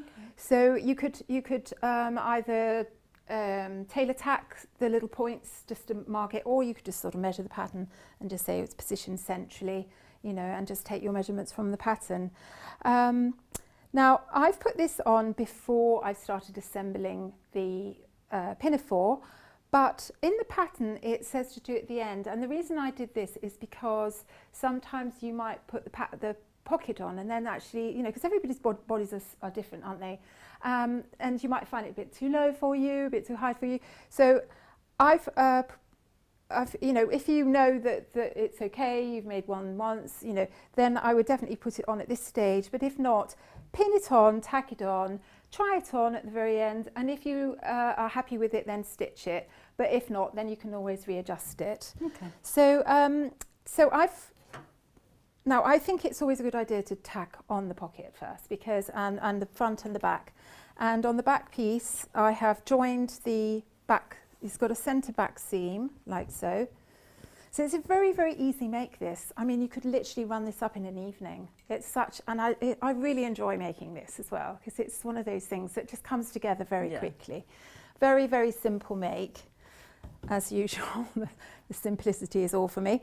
And then centre back seam, you're stitching down there, and you can either finish the raw edges separately, or you can open the seam up. If you've finished the seam allowances separately, you can open it up, and it gives you a lot less bulk at the top edge there. So that's quite good to do that.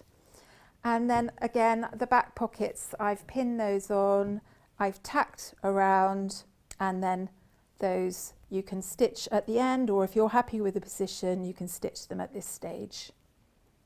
So I'm just going to take those pins out now. I'm just going to interrupt a second, Fiona. Andrea, you've put an amazing picture of your daughter wearing one of Fiona's hats on Facebook, and we'd like to show it. Could you email that to us with permission, because we can't actually show that. So studio@sewingstreet.com, and just say I give permission for you to show that. We'd love to share this.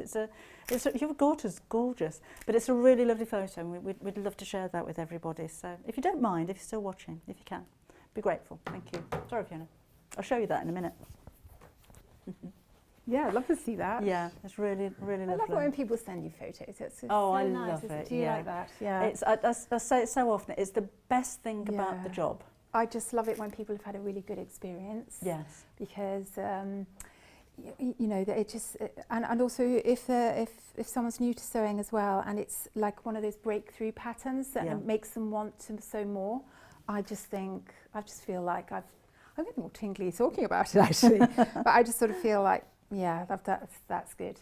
That's what I'm in it for, really. It's just to get people sewing, because there is nothing better than making your own clothes and accessories, bags. There's nothing better, is there? It's a way of you finding out who you are, what you love. Yeah. And, you know, if you love what you do, then, you know, it kind of, it mirrors into other, it spreads to everything else, doesn't it? It makes you a happy person. I'm going to go on and on. Yeah.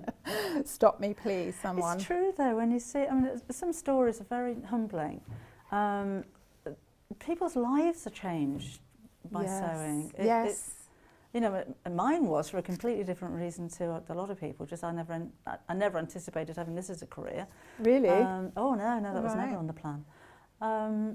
But people find it rewarding, calming. Yes, calming. I know they say that crafting is mindful. I think it's mindless. It takes your mind off other things. Yes. And you've got to concentrate on what you're doing, so everything else you tend to forget about. That's right. It means a lot to so many people. Yeah, and a sense of achievement as well. You know, if you look at something and think, I did that. Yeah. And you know, if and it's good if you made a few mistakes, you can always do, you know, the second time round. You know, you're not going to get it perfect first time, but you know, if it hasn't taken you too long to make it, and you make another one, next time you can do it a little bit better. So you know, it's like anything in life, really, isn't it? I think we tend to beat ourselves up a bit about mistakes, though. And I pointed this out to my daughter when she first started dressmaking. She's hooked now, an outfit a day. Oh, really? Oh gosh, yes. But I said that, you know, the kind of fashion that you used to buy, look at the seams on them, look how that zip's been fitted and how the hem's finished, and they're certainly not perfect, but you kind of accept that because you bought it. Yes. And I think we can be far too picky about things that we've made. That's right. Yes, or not. Depends on what sort of mood you're in, doesn't it? I mean, sometimes you just sort of think, oh, that'll do, and then sometimes you feel, no, I really want to do this really well, you know. So, you know, I like doing things properly, but at the same time, I'm not a completely obsessive perfectionist as well. I'll give myself a break. Right then, have you lost your foot pedal? Yes, it's just disappeared underneath the tends to be in Coventry sometimes. I'm sort of working at an angle here. I'm just wondering whether I can turn. Can I turn that round slightly? You work however you're comfortable. We'll work around.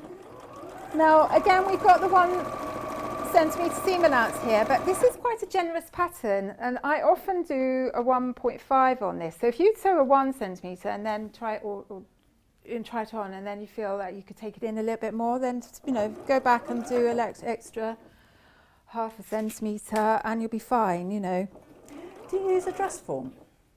Yes. Adjustable forms are quite good, aren't they? Because especially when I've got to do things of all different sizes. Most of the samples I do are size 10, and I don't really. My daughter used to live with me, and I'd be constantly asking her to try things on because she was perfect size 10. But she's moved away now, and she came to stay for a weekend. One of the first things I said was, "Whilst you're here, could you just try?" She was like, "No." Anyway, bless her. She moved far away. Don't think she'll come again. So has she moved far away? She's gone to Manchester. Oh, has she? Yes. Oh, it's miles away from you. Yes, other side of the country. I know, we don't really get to see her much. So she went to uni up there, and then met a lovely guy, and decided to stay. So yeah, she loves it up there. But my husband's from Manchester, so she's sort of gone, more his way of, she's more like his side of the family. So she's got all his family up there, so that's quite nice. Does she sew? Well, actually, she did do a textiles course, but she was more to do with printed textiles. So she was drawing but when she started her course, she said she'd like a sewing machine, so I bought her one, and she loves it.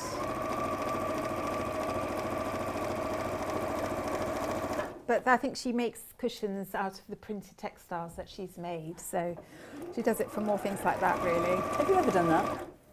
What's that? Printing textiles?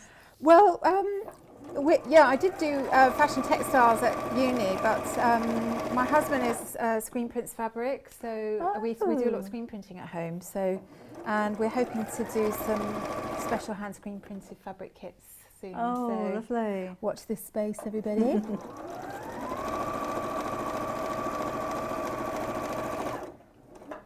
Do you do some digital printing? Do you? Sorry? Do you do digital printing? Do you do digital? Yes. Yes, sorry, I didn't hear that. Yeah, we do. So sew in the front to the back at the side seams, and then press that open. But if you've zigzag those together in one, you just press it towards the back. Okay. So press that open. I'm just going to press it at the top edge just to save time. And then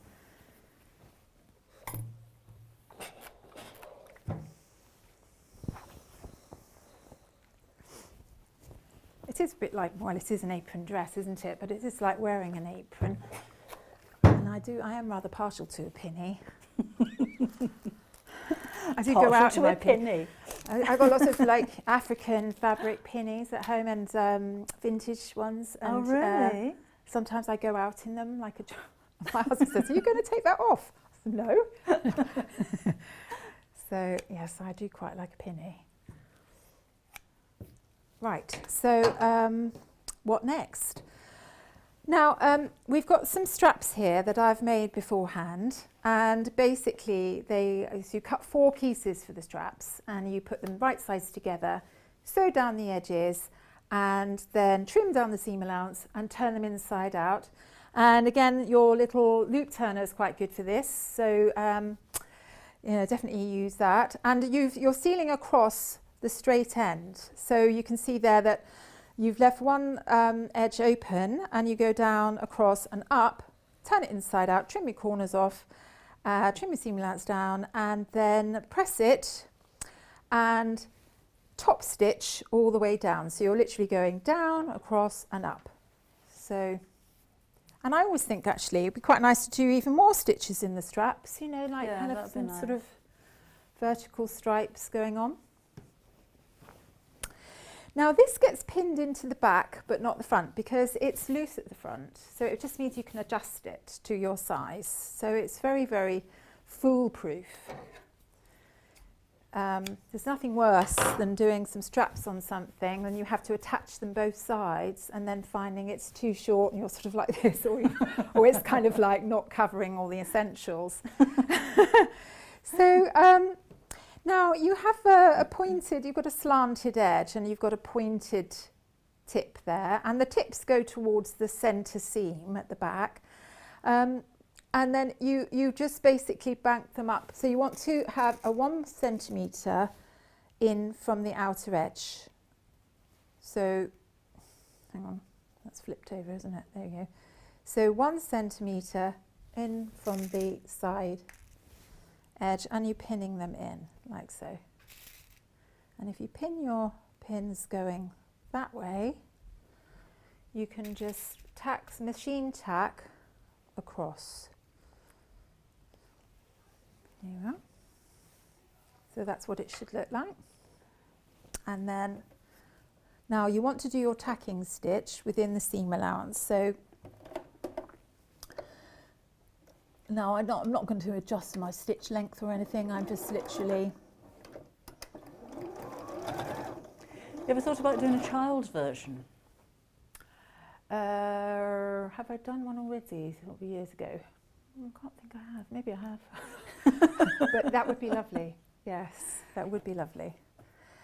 Now I was just going to think that if you've got a walking foot, definitely pop it on your machine, because that's, you know, there are quite a few layers of fabric, particularly if you're using the denim.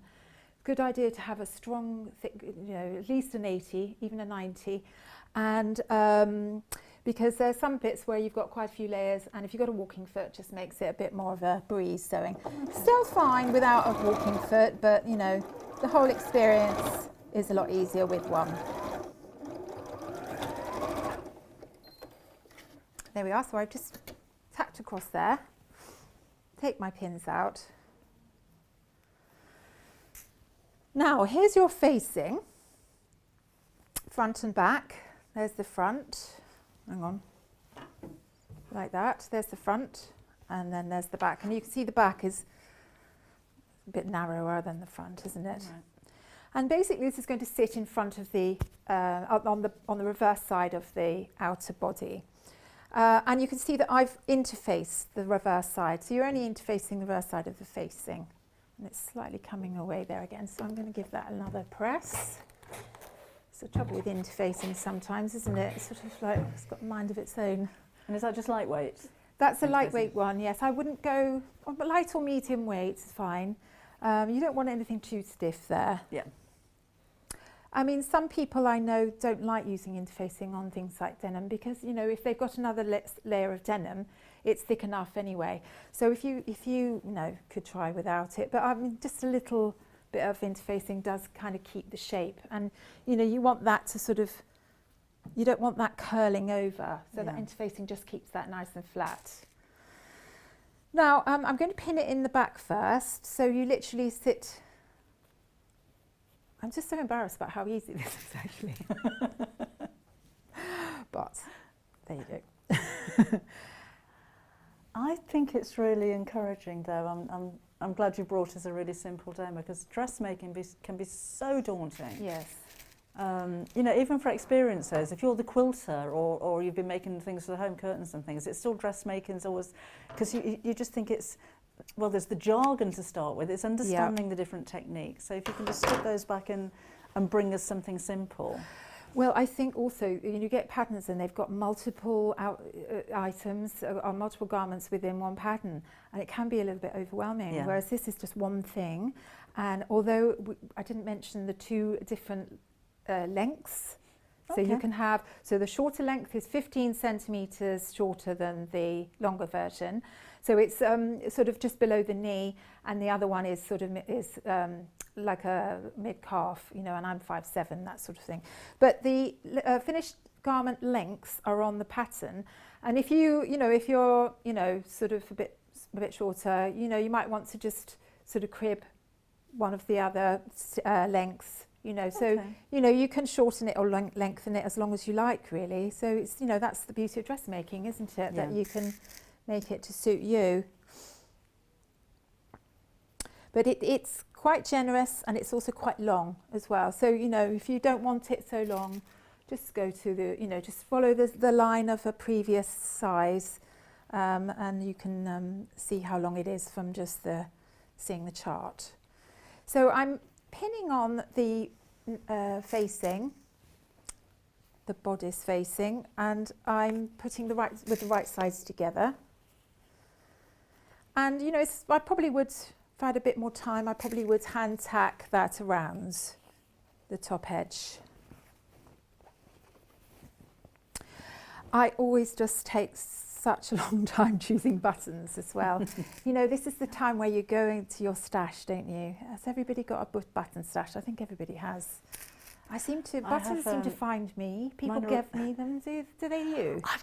I do have a collection of buttons that were my mum's, mainly abalone ones. But I've got quite a big tray, and they're just all thrown in there. So if I need a button, I'm rummaging through them like this, trying to find two that match. Yes, takes hours, doesn't it? And then then of course you've got to tip them out on something, and then they all end up on the floor, don't they? But I always find what I need. Yep. And it seems to be a never-ending source. I was just going to say, my trade now, that the buttons never go down. I use quite a lot, but it like replenishes itself. I was thinking, oh, maybe I should get rid of some, you know, and I think, oh, no, I couldn't possibly. What would I do? I'd have to go and buy some buttons. And you know, if you've got a lovely collection of vintage buttons, you know, then you've got something really special then, haven't you?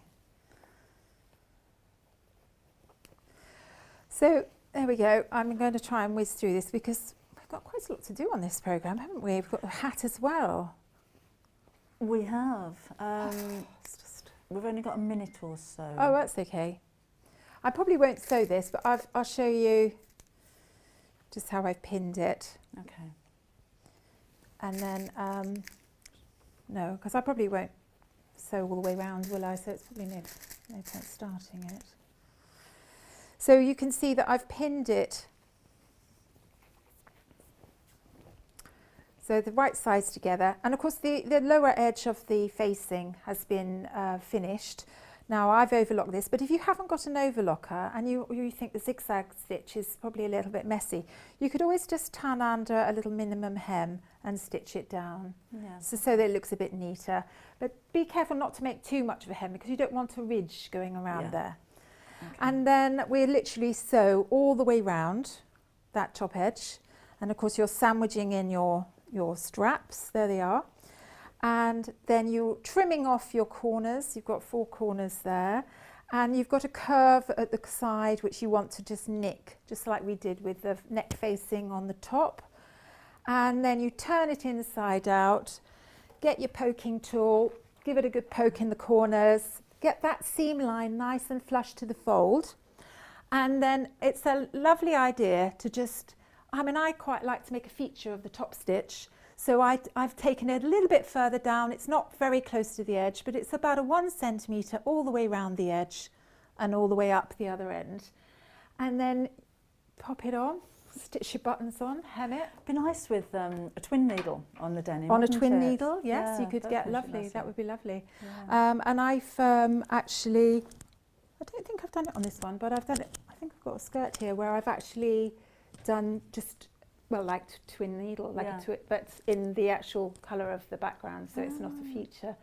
And it just hides those seam allowances on the inside, so it does sort of 2 jobs in one. Okay, well, we're going to move on to hat making. Straightforward, yes. In just a second. Did we get the picture?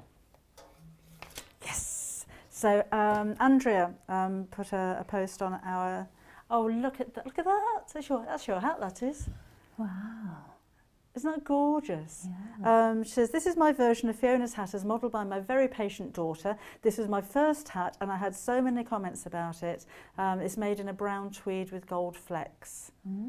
It's gorgeous, isn't it? Yeah, it's a lovely design.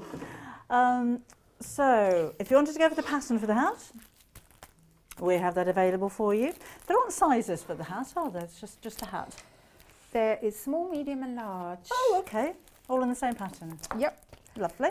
So do you want me to tell you the yeah. sizes? So the small is 55, the medium is 57, and the large is 59. Right. And to measure your head, it's just literally around above your ears, sort of, and on across your temple. So just just pull it slightly, and it gives you your head Okay, size. thank you. But there's all that in the pattern as well about how to measure your head. So £10.99 for the hat pattern. And again, have we got pictures on the blog again for this one? Or Yes. Yeah. So that's the. No, I don't think I have actually. No. Not on this one. I think I might get it on actually in the at the weekend. Okay then. It's a nice style, though, isn't it? So this is the one. I've got a little film of me wearing it as well. Yeah, they played my film. I've actually made the brim just slightly less prominent as well, so it's had a lot of tweaking since recently. So that is so stylish. Yeah. And I've got my little friend with me today. There we are. So, if I'm a beginner sewer, can I make a hat? Have a go. I mean, it's not a totally easy make, but if you've got a walking foot, again, I would definitely pop that on. Can I just take you through the fabrics that we've got? Yeah. First of all, so let's take a look at the grey. Half a metre of each. So you've got the herringbone tweed. It's got the pink stripe through it, which is really pretty, and the plain grey as well. So we put those two together for you for £11.99. So that's a hunter's tweed bundle. Again, it's got that nice little pink stripe. Just gives it a little bit of femininity, and it's nice and soft as well. But remember, your hat's going to be lined. And then we have a bit of glitz. This could be a Christmas hat. So there's gold flecks in this one, and then you've got the plain red as well. So there's half a metre of each of those. That's the Manhattan tweed fabric bundle. And then finally we have the denim.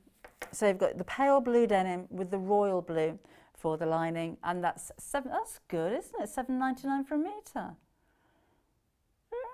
That's very good. Anyway, where do we start? Right, so we've got various pieces. We have the top, which looks like this. The other thing, you can make it in denim. Yeah. It'd be really nice. Yeah. I'm just about to make a sample in denim like this one. And you have the side front, the side back, which is this part. So here's the side front, here's the side back, and then you've got the band as well, and then you've got the peak. So with the peak, you cut 3 pieces, and now I sort of interface the hell out of them, to be quite frank, because it's quite nice to have a really good sturdy. Now, if you've got like some buckram, that's really good, but a lot of people don't have that in their stash, and if you had to buy some, it's probably quite difficult to find. So just put several layers of interfacing on each piece. Now, there's one lining and one.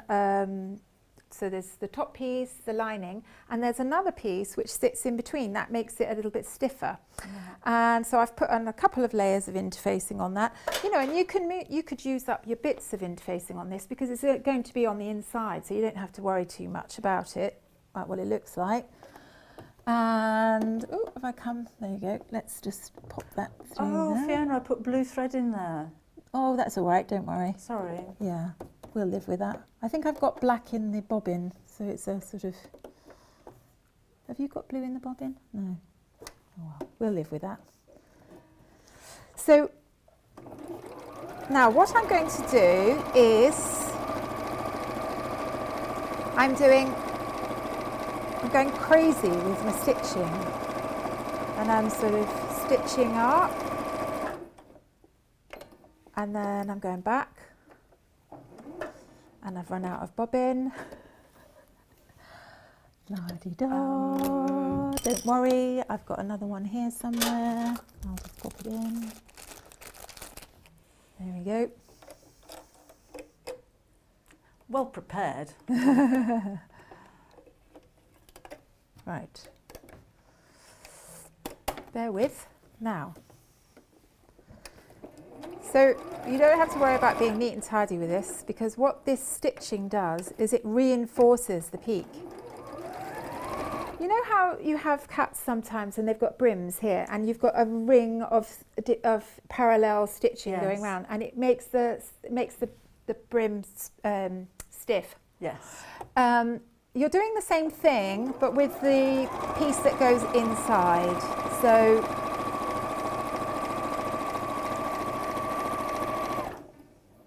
don't ask me how it works, but it does make it a lot stiffer. So I'm just going to do a few lines. I'm not going to go too mad, but you can do as many as you like. There's a little drawing in there that shows you about the stitching of this. I'll just do one more down the middle.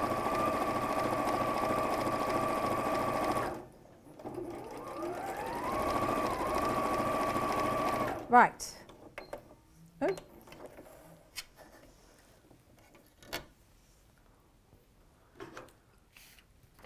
I'll leave that out of the way. So let's just trim off my ends, and then now I've marked my outer edge, but what we want to do is to trim 1 centimetre, because we don't want those seams at the edge to be bulky. We just want to trim it off so that there's a centimetre less all the way around.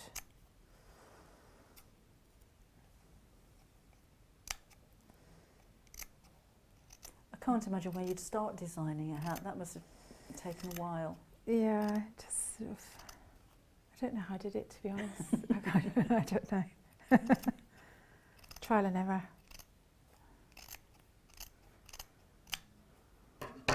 Right. And then here's your other pieces.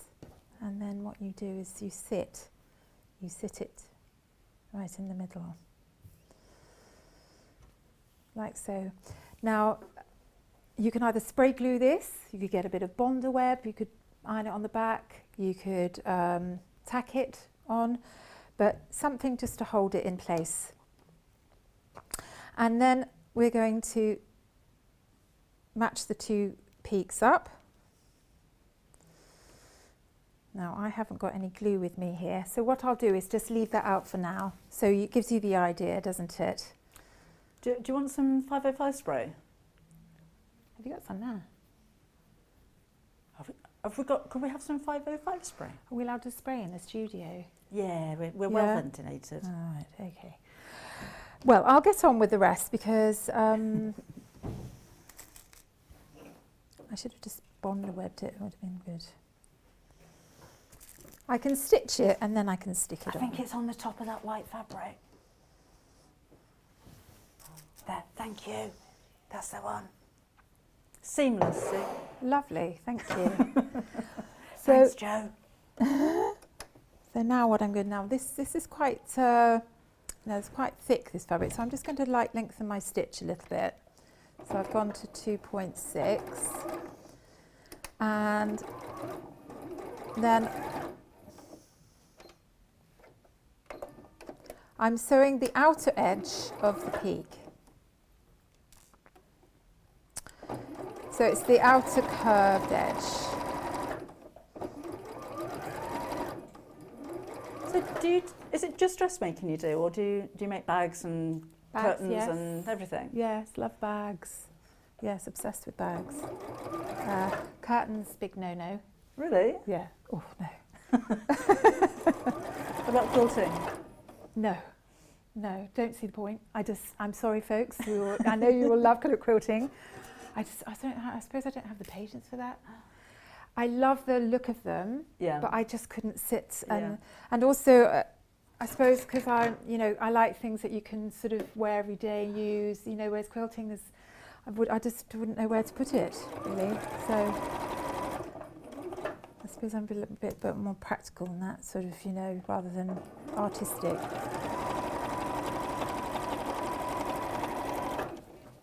Right. Now, I haven't done that brilliantly, but obviously you can take a little bit more time. And we're going to trim this down trim the seam allowance.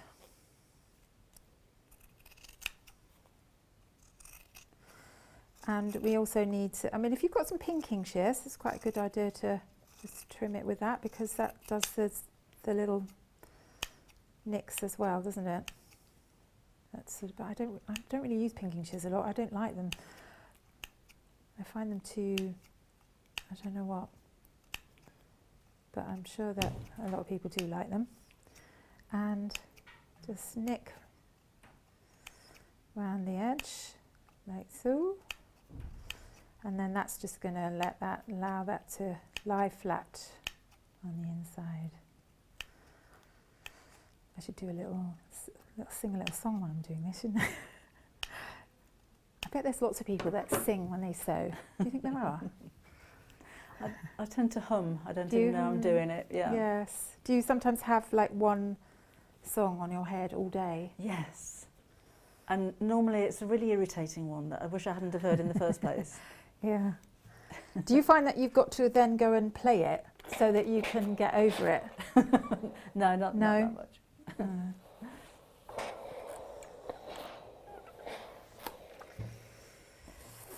When my daughter's over, she comes over most weeks now. Is this Kimberly? Yes. I know all about Kimberly. I think you talk a lot about her, don't you? Yes, I do. Yeah.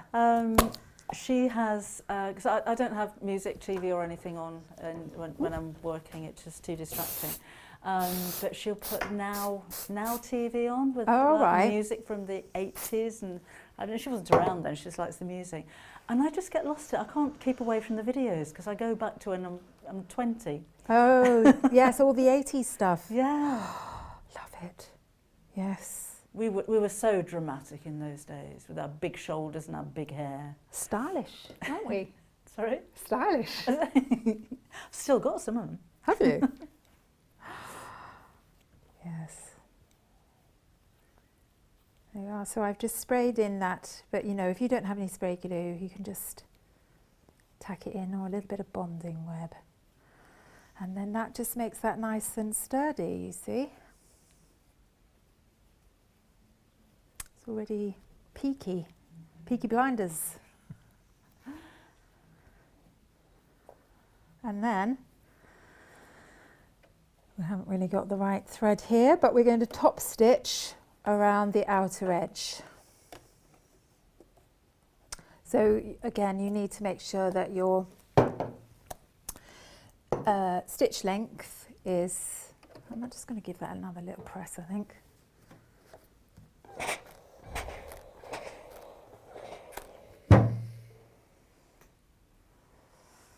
Let's pin those raw edges together, because we're also going to tack stitch that raw edge together as well.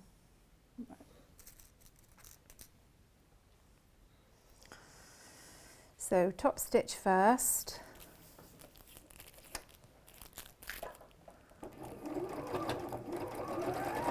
And I'm top stitching about 1 centimetre in.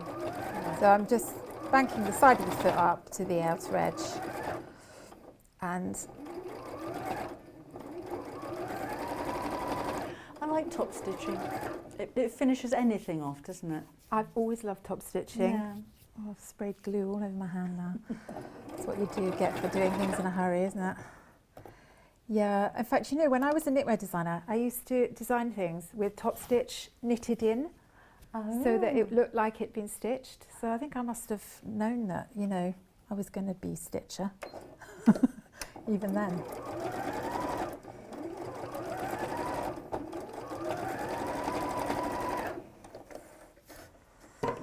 Right.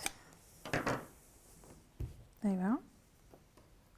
And then once you've done that, oops, pin's out too early because I've got to tack stitch it, haven't I, around the raw edges. So that just holds those. And the other thing is, you know, sometimes it's easier to zigzag around like a sort of edge machine tack. Do you know what I mean? Yeah. It's easier to do that than to sew straight round, because you've only got a small piece there. So I don't know what the number for zigzag is, so I'm just going to go straight. But you could do that if you wanted to.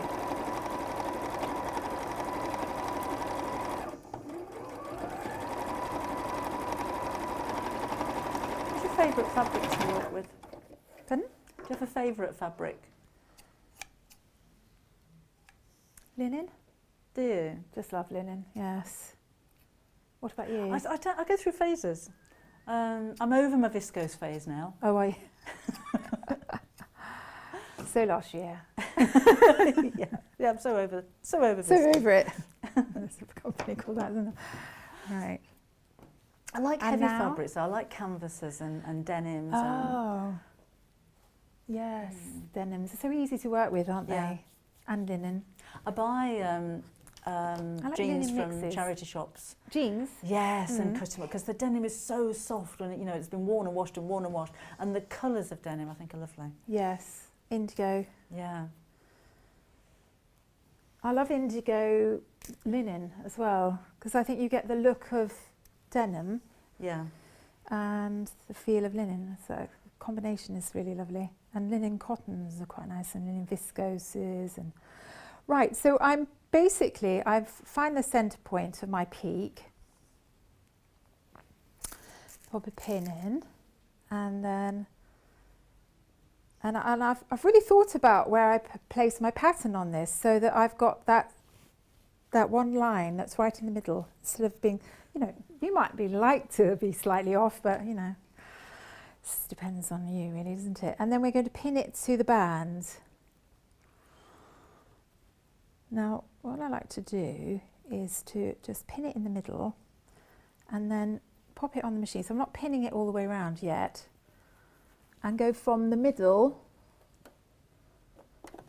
So we're just tacking it on. Now you could hand tack this if you wanted to, but I'm just going to. And then as I go, I just sort of turn it round.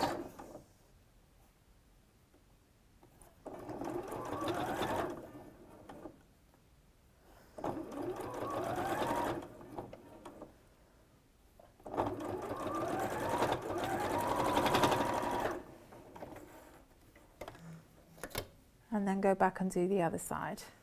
Okay. It's easier to do that than doing the whole thing.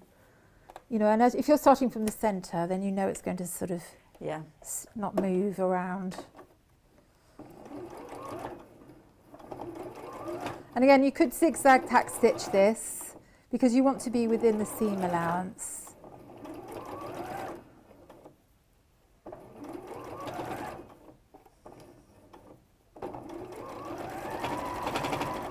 Now we've got about 10 minutes left on the show. Remember, if you've got any questions and comments, 9 minutes, do come along and let us know.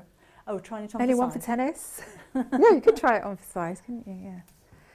So that's one side of the band. And then you've got another side here. So just make sure that you've got the right side. So on the pattern, you've got an X here that marks the top. So you want it on, if you think that's on the lower edge, so you want it on the lower side, not on the top side. The top side goes to the top. So you want to line up your seam join at the back and then pin it all in. So is the lining completely separate? So I'm just skipping ahead a little bit now. So the lining is the top lining, and you've also got the side lining as well, which you've attached to the top. So once I've done this, I'll show you the top bit. Okay. So basically you're just pinning that onto here. So you go all the way round and you pin it onto the top edge.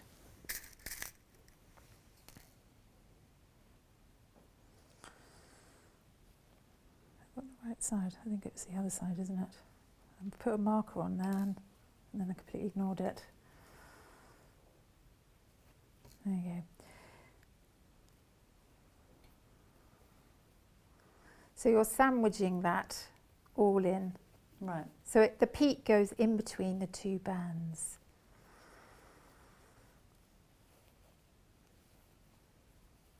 All the way around like that.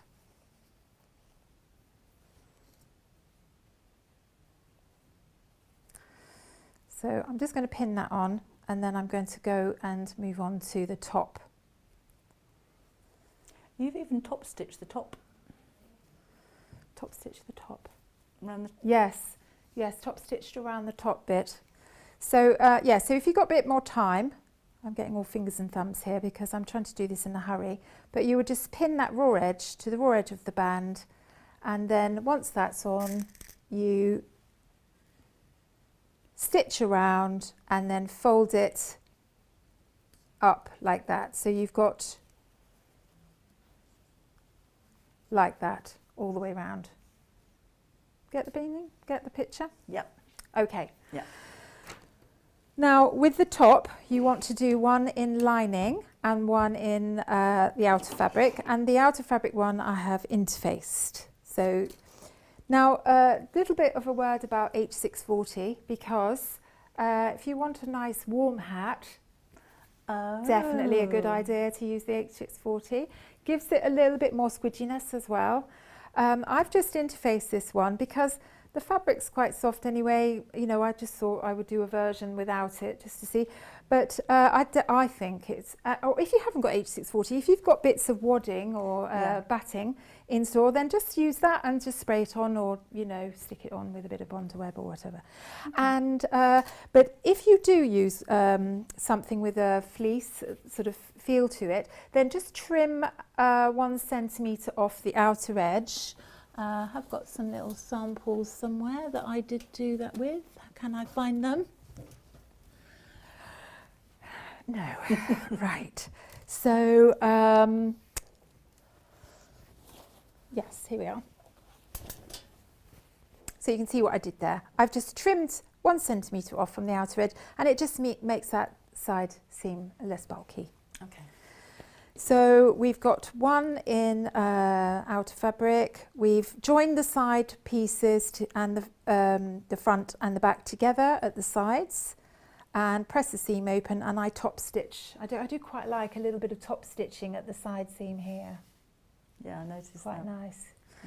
Yeah. And then you're pinning the outer edge. Now it's a good idea to pin with your pins going like that, because you know, if you wanted to just sew, or I did start doing a bit of tack stitching there, but you know, if you've tack stitch it, you're just going to make sure that you don't have any puckers. So I'm just do a little bit more, but then I think I'll just going to go on. I've only got 2 minutes left. Oh, right. So we sew it together, and you do the same with the lining. With the lining, you leave a little bit open here, and what I've done is I've carried on stitching, but where I'm going to have the opening, I do a little lock stitch or a bit of stitch length on 0, and then I put the stitch length on maximum, and then I carry on stitching. Then I do the same again, do a bit of lock stitch, and then I might even leave a little bit of an end, and that just means I can pull that thread, and the lining, the opening is still there. Yeah. But whilst I'm constructing it, it's holding it together. So that's a good idea. Yes. So once I've done the front and side back, I've pinned them onto there, and then I'm sewing it all the way around, just like I've done here. You're going to nick little V's into your outer edge, and then you will have 2 pieces like that. And then what you do at the very end is you assemble the whole thing together with your outer piece. So I can't do it because it's not sewn. Outer piece and your top edge of this, stitch that on, and then pop your lining on top, stitch that round, and then turn it inside out through the opening in the lining. So the band that goes around the bottom of the hat is the outer fabric on the inside of that? Yes, and it then is. the line is Yes. just in the crown? Yes, so you've got 2 pieces there, you see. That's nice. Yes. Yeah, that's really good.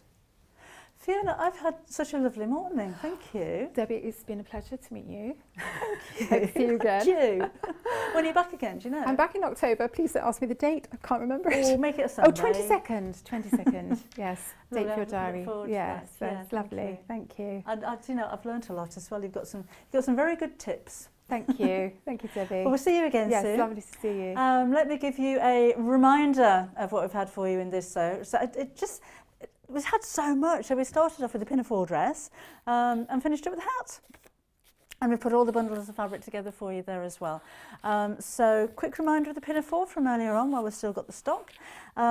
This is loose fitting, easy to make. Fiona says that you can probably make this up in an evening, and really useful. Big pockets on the front, big pockets on the back, and it's only £17.99 is your price.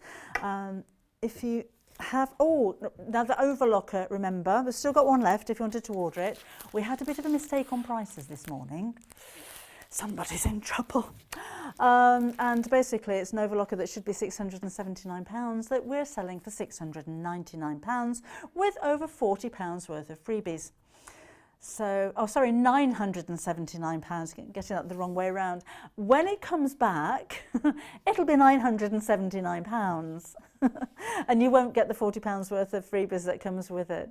It is actually on the website on its own for that amount, but if you wanted to go for the Overlocker with the little honey pot, and the scissors, then do order that as quickly as you can.